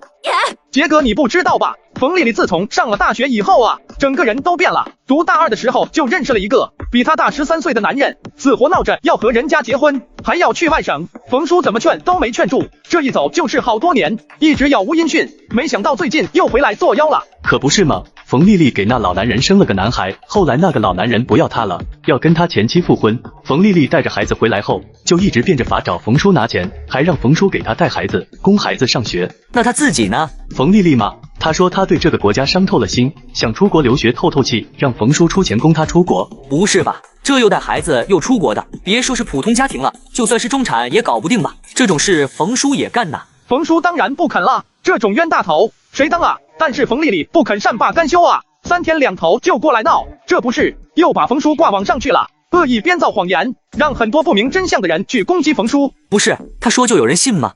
冯丽丽在网上还有些流量，再加上她会引流，话题都是找的敏感内容，比如禽兽父亲，从小到大是如何对我的，我的童年到底经历了什么，我的禽兽养父等等。你看看这些标题真的是震碎3观啊！好家伙，我直接好家伙，我还以为就我会遇到白眼狼，没想到这世界上白眼狼这么多啊！而且这冯丽丽居然都成100万网红了啊！什么都涨到100万了吗？昨晚看才50万的啊，这速度好快啊！我的禽兽父亲从小是怎么对我的？就因为我是养女。好家伙，这太具有话题性了。我们不能让冯叔就这样被冤枉，得想办法把真相告诉大家。可现在网友们都被冯丽丽迷惑了，想让他们相信我们太难了。再难我们也要试试，先收集证据，把冯丽丽这些年从冯叔这里拿钱的记录，还有聊天记录之类的都翻找出来。心机养女网暴好心养父，竟是为了骗取钱财出国旅游，见养父不肯配合自己，还找社会青年上门闹事，没想到却被昆菜村村民锅端了。冯叔，你答应过我妈妈要照顾我的，你答应过我妈妈要给我最好的生活，你为什么说不管就不管了？你又不是没能力，谁不知道以前你是100万富翁？谁不知道昆菜村最近做生意赚了钱？你又是个能赚钱的人，你为什么不管？我不就是想让你带个孩子，我出国留个学吗？又不是要天上的星星，你为什么不同意？总之，我已经尽力了。哼，冯叔，我再问你一遍，你帮不帮我？我老了，干不动了，想休息休息了。好，叔，看在你照顾我这么多年的份上，我最后叫你一声叔。姓冯的，你会后悔的。不帮我，我会让你付出代价。咱们走着瞧。昆菜村的人看着监控画面，早已义愤填膺。这冯丽丽也太不是东西了，可恨啊！欺负冯叔老师。有这段监控在，事情就简单多了。不过只是这样解决了，是不是太便宜冯丽丽了？夜晚，昆菜村再次陷入了静谧之中。然而，一伙不速之客再次摸进了村子，他们的目的很明确，就是要趁着四下无人，给冯叔一个沉重的打击。冯老狗啊，冯老狗，敢得罪我大哥的女人，你活腻歪了不成？就让你看看我们的手段。真别说，大哥的那个女人还真好看，说不定这次好好表现，兄弟们也能一亲芳泽呢。这伙人还在心里爽歪歪的想着，却不知自己的一举一动都被人盯着。村民们早就做好了准备，就等他们进来了。等他们再靠近一点，这次一定要把他们一网打尽，让他们知道我们昆菜村不是好惹的。不能再让他们欺负冯叔了，今晚就让他们尝尝咱的昆拳18式。很快，混混们就到了冯叔家门口，看着干净的院子，眼神均是一愣。这冯老狗还真是勤快，昨天才给他赏了一课，没想到一天就收拾干净了。是啊，今天咱得上猛料，兄弟们上，早点干完 ，KTV 耍耍。混混们一个个像打了鸡血似的，一窝蜂冲进了小院。可下一秒，杰哥，现在怎么办？当然是报警啊！我们村这是见义勇为，把这么多干坏事的黑老制服了，这是正义之举。要不还是打死他们吧，这些人太可恶了，留着也是祸害。杀人是不能杀的，反正现在他们已经废了，何必给我们自己惹祸呢？交给叔叔们处理吧。这些混混怎么也没想到，就是一个简单的任务，竟然让他们栽这么大的跟头。尤其是头子赵龙，虽然挨了几扁担，但心里充满了不甘。昆菜村敢惹我们王家军，你们死定了！要是让我们老大知道了，你们永远别想安生。都录下来了吧？录下来了，很好。都什么年代了，还敢搞帮派主义？把视频发给反黑组吧。你们敢？哟呵！乡亲们，看来给他们的教训还不够啊，要不咱操练起来。别打坤了，要死，我废了。没过多久，叔叔们迅速地赶到了现场，村民立刻围了过去，挑了个平时说书厉害的，把混混的事都说了一遍。村民们也很是配合。都不知道这些人要干嘛，一来就搞破坏，还拿刀威胁我们，估计是来偷小孩的。当时我还在睡觉啊，这群遭天杀的拿着武器就冲进村了，见鸡就砍，见鸭就抓，不知道的还以为鬼子进村了，再想都后怕哦。就是，我们这些善良的村民哪里见过这么大的场面呢？是吧？要不是咱们人多力量大，今晚还指不定遭受多大损失呢。听到诸如此类的话，赵龙一群人都傻眼了。不是，你们会害怕？刚才踹我那嗷嗷的劲呢，你告诉我这叫害怕？老子这是进了土匪窝了吧？可他能解释吗？解释有用吗？面对这群凶神恶煞的社会青年，叔叔们当然选择相信村民的解释，何况还在他们车上搜到了管制刀具以及部分的违禁物品，这下算是彻底栽了。王哥，赵龙他们怎么还没回来？该不会出什么事吧？能出什么事？放心好了，没问题的，一群老实本分的村民罢了。王家军在这片街区可谓风光无限，整日里打架斗殴，无恶不作，搞得周围的居民苦不堪言，闻风丧胆。而王怀安正是这群混混的头子。大哥，不好了！怎么了？他们被抓了。怎么回事？听说是昆菜村的人发现了赵龙他们搞破坏，报警把人抓走了。听到这话，冯丽丽的脸色顿时变得难看起来，一脸怀疑地看着王怀安。你行不行啊？刚才在宾馆里信誓旦旦地跟我保证，现在关键时候掉链子了。王怀安感觉自己受到了极大的侮辱，怒火不可遏制地迸发出来。昆菜村，好你个昆菜村，居然敢报警！兄弟们，集结王家军所有成员，咱去给那群乡巴佬一些教训，让他们知道什么叫做社会青年。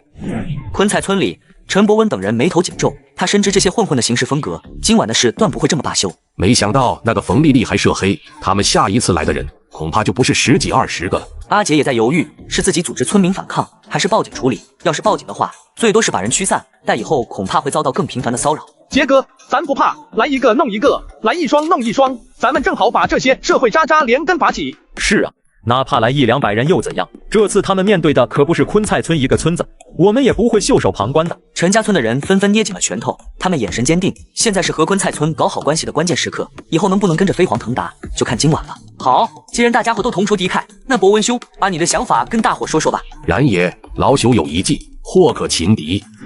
而此时的王家军已经召集好会员，开着20多辆面包车朝昆菜村狂奔而来。一波未平，一波又起，恶毒养女找社会帮派报复昆菜村，不料村里人早有准备，轻松将社会青年们一网打尽。王哥，待会要不要开一个直播，让网络上那群同行们看看我们多牛逼？当然要，这个是一场大战，也是我们王家军扬名激战，肯定要直播的。可是开直播的话，很容易被官方封号，要不还是多拍点视频，以后有素材吧。对，还是你说的对，就这么办。就在他们热烈讨论的时候，突然咯吱一声，前面的车猛地停住了。搞什么鬼？想撞死老几吗？王哥，前面的车好像出问题了。出什么问题？为什么出门前不把车子检查好？好像是扎到钉子了。爆胎，真的么晦气。那现在怎么办？要换台修车吗？修个锤子，让他们挪开去边上换备胎，咱们继续赶路。可是王哥，4个胎都爆了。不吵，什么破路，不管他们了，继续走。等会到了之后，分个车子回来接他们。就这样，一车人无奈地被困在了原地。然而奇怪的是，他们继续前进之后，没走几里路就有一辆车出问题，不是爆胎就是其他故障。随着路程的推进，车子越来越少，王怀安的脸色越发难看，嘴里不停地咒骂着：“这他妈的都是什么鸡毛路啊！这么多钉子，难怪是乡下。”一直到了昆菜村的地界，王怀安身边只剩下2车人，总共加起来不到20。不是，出发的时候不是有200多个吗？怎么现在就这么点人到了？他眉头紧皱，心中涌起一股不祥的预感。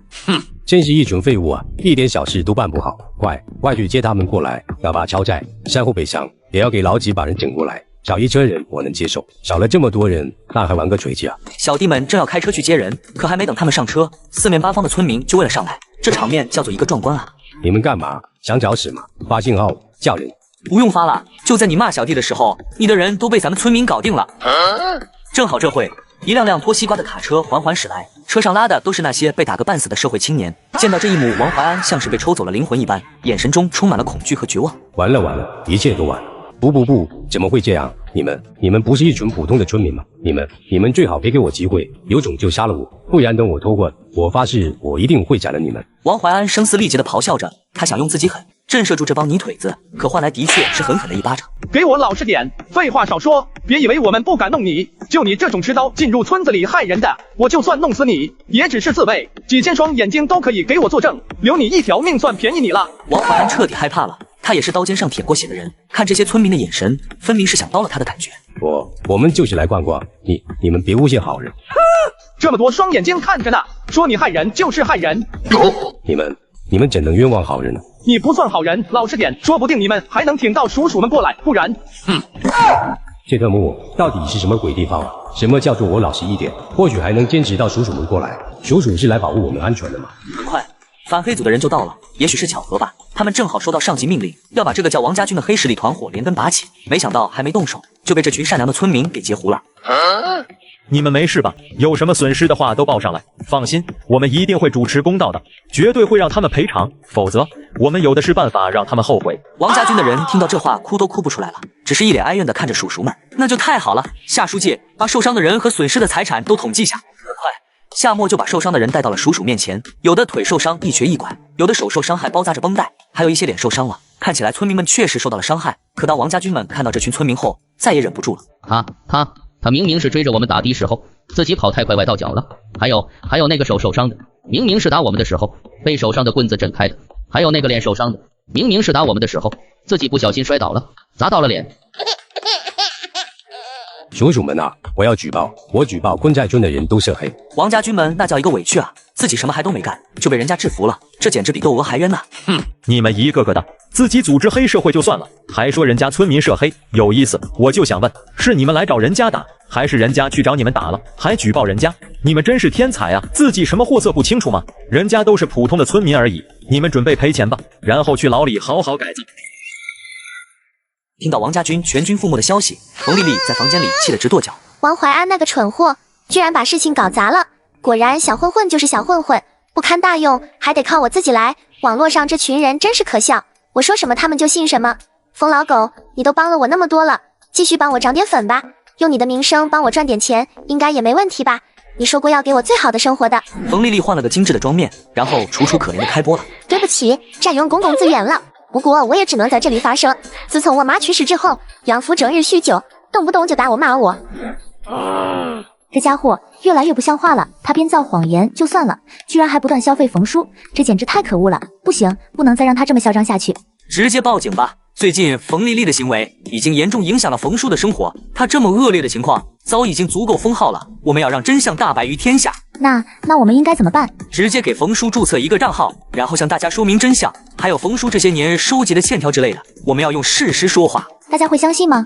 现在冯丽丽的能量明显比我们大多了。大家又不是傻子，她骗得越厉害，之后承受的后果就会更严重。恶毒养女为圈流量网暴善良养父，借此直播卖裤衩狂赚500万，这也害苦了住在昆菜村的养父，每天被人丢鸡蛋泼油漆，甚至收到热心网友寄来的刀片。这一天终于东窗事发了，他的谎话变得有多夸张，塌房的就有多离谱。哥哥们，快过来看看妹妹卖的小裤裤哦！谢谢张杰哥哥的小车车，你真是太酷啦！冯丽丽和观众聊得热火朝天，不一会儿直播间人数就达到了23万。合作的老板们看着这一幕，都不得不为他的表现所折服。这人简直就是一个天才，不仅知道怎么搞热度，还懂得怎么卖货，还玩得起。我怎么就没早点发现这个人才呢？是啊，不过就是不知道他能坚持多久，毕竟他说的那些话，塌房只是时间的问题。管他呢，简直一天是一天，实在塌房了，我们再换一个不就成了？老板们虽然对冯丽丽的未来有所担忧，但在当下，她带来的利益是实实在在的。可谁都没想到，冯丽丽的塌房来得如此之快。不许动！我们接到报警，有一桩案件需要你协助调查，现在请你跟我们走一趟。你们干嘛？凭什么抓我？我正在直播呢！你们这样无故干涉我的生活是不对的。你们知道我是谁吗？我是100万网红，而且我公司的老板。我不管你是谁，也不管你老板是什么人，现在立刻马上跟我们走。不，我不要。我知道你们是我养父派来的，我知道我养父很有实力，能不能放过我？我就想当个普通人。冯丽丽还在胡言乱语，试图编造谎言来给叔叔们施压，可迎接她的还是冰冷的手铐。网友们炸锅了，纷纷警署官方寻求真相。叔叔们也没想到，一次简单的执行任务，居然会让舆论发酵得如此厉害。仅仅1天的功夫，官方账号就涨了50万粉丝，100多万条评论。让你们抓我，我要让你们付出代价。我可是百万网红，随随便便把我抓起来，网友还不得喷死你们。识相的赶紧把我放了，我可以替你们说几句好话，说你们是搞错了，否则你们就等着被网暴吧。冯丽丽趾高气扬地看着叔叔们，仿佛她已经掌握了主动权，可以让警方屈服一般。你省省吧，犯了罪就要被抓，这没得商量。执迷不悟，那你们就继续焦头烂额吧。面对如此困境，叔叔们没有屈服，而是把电话打给了李清洁，这个十里八乡有名的网红终结者。李先生，不知道你对此事有没有应对之法？哦，简单，想要解决网络暴力，就要从那些键盘侠们入手。你们继续发布一条公告，就说这件事就是冯丽丽犯法了，你们只是依法办事，当然会有很多质疑的声音。这时候你们可以在公告里说，鉴于这件事在网络上引起的舆论，为了不占用公共资源，你们不会在网络上解释。如果有人要了解真相，可以直接到线下来了解，警局有专人为他们解释。还可以这样啊？那要是人太多，你们放心，在网络上他们没有顾忌，可以胡言乱语，随意猜忌。可是现实中让他们面对执法部门，没有几个不害怕的。他们也害怕自己的质疑是无理的，到时候被贴个寻衅滋事的标签，就得不偿失了。我去，还有这种解法，真是太厉害了。按照李清洁提供的方法，官方很快把舆论的热度降了下来。而与此同时，昆菜村的小伙伴们开始发力了，把冯叔录制好的视频进行切片整理。村里几千人人手10份一起发出，差点把某平台的服务器给干崩了。看到视频内容，网友们先是惊呆了，随后气炸了。他们怎么也没想到，自己一直同情的冯丽丽，竟然是这样一个人。好家伙，我直呼好家伙，这反转也太炸裂了吧！冯丽丽是个小仙女啊，平时在直播间看起来挺老实清纯的，怎么会这么黑？大二和有妇之夫生孩子，破坏人家庭，被抛弃后回来让养父带孩子，自己出国旅游，真是震碎三观啊！这些评论如潮水般涌来，网友们对冯丽丽的态度发生了180度转弯。而冯丽丽只在局子里待了3天，还是被放出来了。面对王怀安等人的指控，没想到她早有准备，一哭二闹的就把自己摘了个干净，还把自己演成了饱受黑恶势力欺辱的受害者，又给咱的王老大多加了几年缝纫机。回到家后，她迫不及待的打开手机，瞬间就惊呆了。什么情况？3天没看，都涨到250万粉了。可再仔细一看，评论区竟然骂声一片，什么又鸟马虎的，要多难听有多难听。好你个冯静，竟然趁我进去了背刺我，你简直该死啊！冯丽丽怒不可遏，眼睛里充满了血丝，口口声声说爱我，说会给我最好的生活，说会把我当成亲生女儿一样对待，假的，都是假的。既然你不仁，就别怪我不义了，不就是网络骂战吗？谁怕谁？还有这群没素质的网友，你们凭什么相信冯静，不相信我？大家好，我叫马丽丽，我从此不再姓冯了。至于你说的那些子虚乌有的事，我也不在乎了。你干了什么，你自己清楚。接下来我会让所有网友知道真相。视频一经发出，冯丽丽的账号瞬间炸了。网友们最喜欢这种针锋相对的话题，有争议点就会有关注，没有丝毫迟疑。她打开了直播。冯静，不好意思，虽然以前你是我的养父，但是你既然撕破脸皮了，我们的父女之情也就恩断义绝了。大家很想知道我和他矛盾的真相吧？那接下来我就给大家一一解答。冯丽丽的话，颠倒黑白的能力堪称一绝，如同一颗颗重磅炸弹，在网络上炸开了锅。杰哥，冯丽丽又开始作妖了，简直就是胡言乱语。要是她在我面前，我非得一巴掌拍死她不可。那个女人是我这辈子见过最无耻的女人，枉我以前还喜欢过她一阵子，真是恩将仇报啊！也不想想当年她父亲重男轻女，把她和她妈妈赶出家门，要不是遇上了冯叔，她能过上现在的生活？冯叔也是命苦啊，怎么就和这种女人扯上关系了？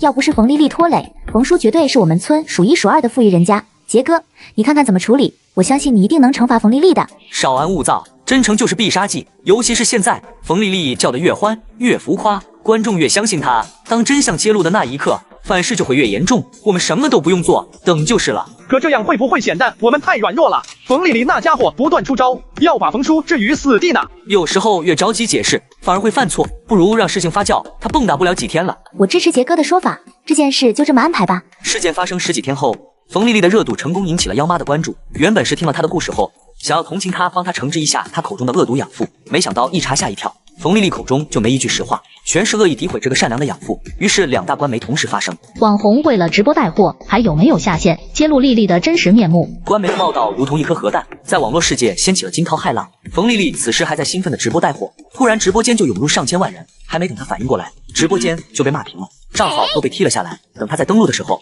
发现账号已经被封禁了。这是怎么回事？这么大的热度怎么就给我封了？我还好几百万没提出来呢！该死的平台，看老娘不告到你破产！可接下来手机上的短信直接让他跌入了深渊，合作商纷纷发来消息提出合作，而且向他索要巨额赔偿，银行将其账户冻结，要进行非法资产盘算，以及官方律师发来的各种律师函。冯丽丽傻眼了，这一次她感觉自己陷入了一个无尽的深渊。杰哥，冯丽丽跳楼了。冯丽丽罪有应得，也是她自己的选择，就是可惜了她那才4岁的女儿啊，竟然一起掉下去了。你们说冯丽丽后悔了吗？或许后悔了吧，不然也不可能给冯叔打电话，不可能自杀。这些天我们多去看看冯叔吧，哪怕冯丽丽再不孝，冯叔心里怕是也不好受吧。你们说他会不会像小说里一样，死了之后重生回到过去，然后弥补所有遗憾，好好孝敬父亲呢？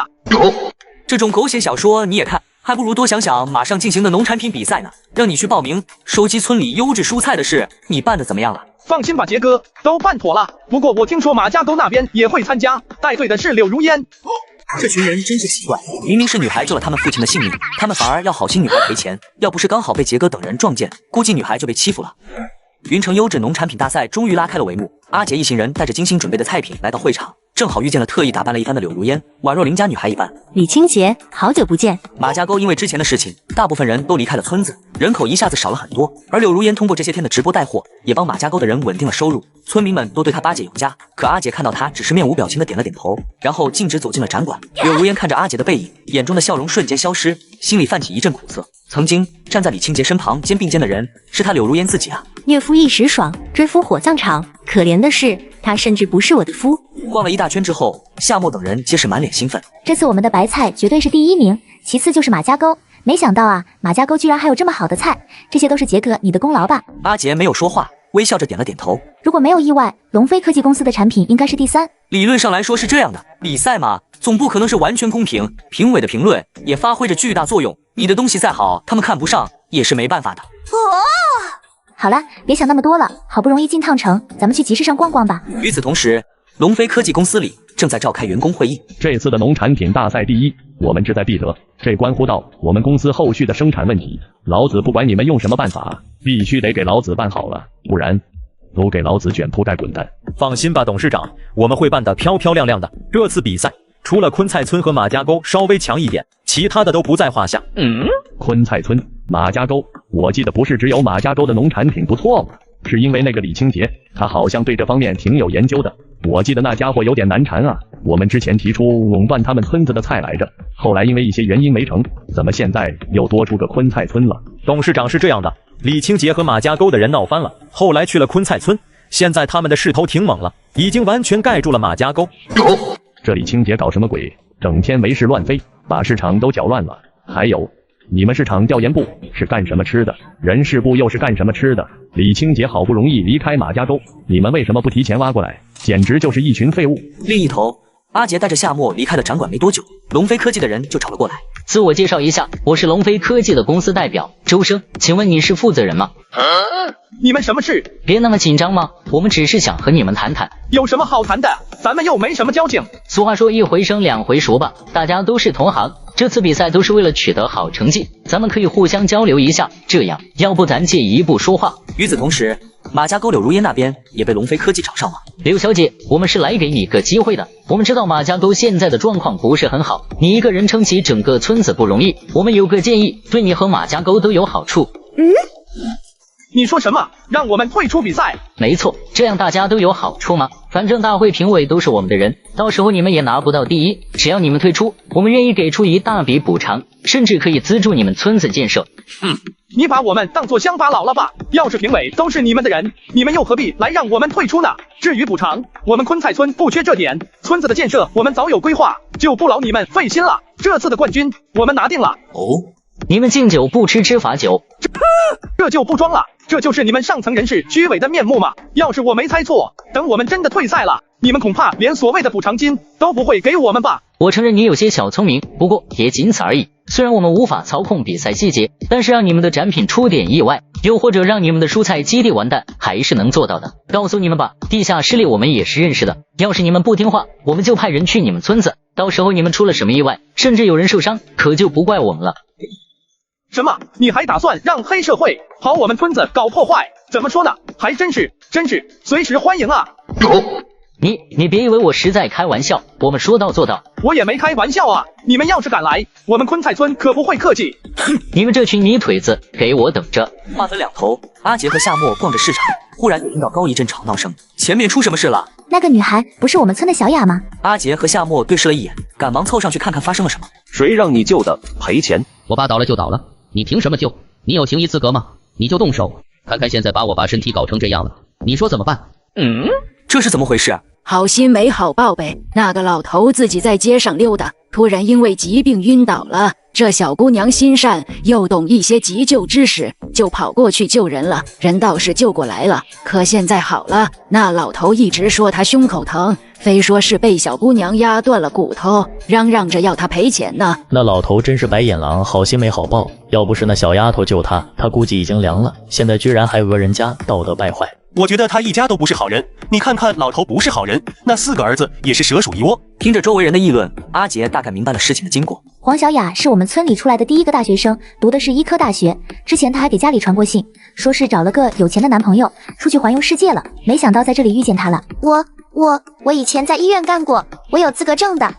那也不能乱给人治。现在我爸胸口疼，你说怎么办？我怀疑就是你推倒的，不是你推倒的，你为什么要救？我没有推他，周围的人都可以作证。就是，我们都看到了。成了，别胡说八道的就想讹人，赶紧滚吧，太不像话了，哪有你们这样的人？你们怕不是从马家沟出来的吧？见人就讹。不是，现在马家沟的名声这么差了吗？阿杰却不知道，自从马家沟的人出了村以后，也没少给自己家乡添口碑，甚至有些人还上了新闻。什么马家沟、牛家沟的，我们又不找你们麻烦，你们跟着叫嚷什么？你们再敢捣乱，当心找你们要钱。对，赔钱，谁来了都没用。好家伙，你们这是明着讹人了，社会风气就是被你们这群人带坏的，简直就是社会败类。你们再生气有什么用？你们敢打我们吗？但凡你们动我一根手指头，我就让你们赔得倾家荡产，信不信？我是不可能给你们钱的，我又没做错事，你们死了这条心吧。好啊，没想到你个小丫头片子还这么刚。好，不给你点教训，看来你是不会从了。住手！你们想干什么？就在混混们想要动手的时候，一个男人出现在黄小雅身前。吓到了吧？没事，有我呢。黄小雅看到来人，原本因倔强而绷紧的小脸树瞬间找到了宣泄口，委屈如同决堤的洪水般涌上心头。你不说上个厕所吗？怎么去了那么久？吓死我了！没事，别怕，有我呢。你就是她老公是吧？你来的正好，你老婆弄伤了我家老爷子，现在要你们赔钱，你们赶紧的，赔个8800了事，不然我让你们吃不了兜着走。我赔你二爷个罗圈腿，赶紧给我滚！哟呵，还真有不怕死的，兄弟们，让他们长长见识。话音刚落，人群中又跳出几个混混，把这年轻男女围了起来。给我打！几人听到命令，正要上去打人的时候，突然跳身体窜了出来，一套温泉18式打得行云流水，3-2下就把混混们放倒在地。夏沫姐，好家伙，不直呼一个好家伙啊！这丫头还真是深藏不露啊！你居然敢多管闲事，老子捅死你！混混拿起武器就朝夏沫捅来，只见他一个侧身躲过，随即一个昆山靠，直接把混混撞出了5米开外，随后就被一拥而上的群众揍了。光天化日持刀行凶，我们这都是为民除害了。小雅，你们没事吧？夏沫姐，你怎么来了？今天要不是你在，我们都不知道该怎么办了。我们来市里参加农产赛，正巧我和杰哥过来逛逛，没想到遇见你了，真是太好了。咱们去吃饭吧。阿星，这就是我常跟你说的夏沫姐，别看她年纪小，她可是咱们村的书记呢。要不是她带着大家发家致富，我们家也供不起我来市里上大学。4人也算是一见如故，聊起来就忘了那边还在挨打的混混。等叔叔们赶到的时候，几个混混多多少少挂了彩。叔叔们啊，这几个人都不是好东西，赶快把他们带走吧，千万别让他们出来祸害人了。不，你们不能乱抓人啊！我儿子才是被打的人，你们别抓我儿子，不然我就不活了。老头因为太过激动，一瞬间感觉老毛病又犯了，直接倒在地上不知生死。混混儿子们见状也慌了神。爸，你可别死啊！爸，你存折藏哪还没告诉我们呢？你走了，家里房子该归谁啊？爸。叔叔们看着这一幕也是眉头紧皱，无奈的叹了口气。老人突发疾病，情况危急，你们谁懂急救？一时间所有人都愣住了，齐刷刷把眼神看向了黄小雅。别管他，忘恩负义的白眼狼，人家救他还倒打一耙，简直可恶！这种人就是该死，恶人自有恶报。对啊，要是我肯定不会再救了。救人还被讹，再讹人一次怎么办？尊重他人的命运，人要死，你去就干嘛？还挡着阎王收人呢？这是要承受因果报应啊！现场议论纷纷，人们你一言我一语，都是对这个恶毒老人的声讨。不过现场自然也不乏圣母之心泛滥之人。再怎么说，这也是一条人命啊！就算他犯了错，也治不治死。况且警察都来了，他们还敢干嘛？我觉得还是先把人救了吧。这一次，所有人再次把目光投向了黄小雅。好心女孩救了老人一命，反被老人儿子威胁敲诈，不料老人再次病倒在地，命悬一线。这回女孩到底该不该施救？别看我，我不会，无能为力。黄小雅一脸无奈，她的话让很多人松了口气，他们真怕黄小雅会心软，再次陷入这个麻烦之中。那就快叫救护车吧。叔叔也理解黄小雅的想法，毕竟之前发生的事还历历在目。爹，你怎么了？你别吓我啊！这位小姐姐，求求你了，救救我爸爸，我们错了，刚才不应该冲撞你的。求求你，救救我爸，我们不该讹人，你就大发慈悲，救救我爹。老人的儿子们痛哭流涕，跪在黄小雅面前不停祈求，为自己之前的愚蠢行为感到自责。可一切似乎都太晚了。你会急救吗？不太会，在学校学过，毕业后还给老师了。叔叔，他骗人，他明明就会。刚刚我爸也晕倒了，就是他把我爸救回来的，他在说谎。叔叔，快让他救我爸。这位女士，我确实没有把握。要是我出手救人，把人救出好歹来，责任算谁的？你们吗？黄小雅的话让叔叔沉默了。这种情况确实存在，要是出了问题，很难界定责任。你们别闹了，我刚才已经叫救护车了，救护车马上就到，别着急。听到这话，几个混混觉得天都塌了，而弥留之际的老人也绝望了。你明明可以救我爸爸，你为什么不救？你丧尽天良，你没有良心。救人一命胜造七级浮屠，就算我爸爸有错，你救救他怎么了？你见死不救。混混们开始对黄小雅进行辱骂，试图用道德绑架来让黄小雅就范，可小雅表情依旧冷淡。刚刚你们讹我的时候，怎么没想过我是救命恩人呢？还嫌我摊子让我赔钱，这种好事我下辈子都不会再做了。什么人啊？这可是一条性命啊！就算有误会有冲突，就能眼睁睁看着一条命在你面前死去吗？丧心病狂，太过分了！两个圣女如同审判官一般，对着黄小雅指指点点，你一言我一语，试图在道德层面将黄小雅刺伤。不好意思，两位，我不是不想救，就是没能力救，我爱莫能助。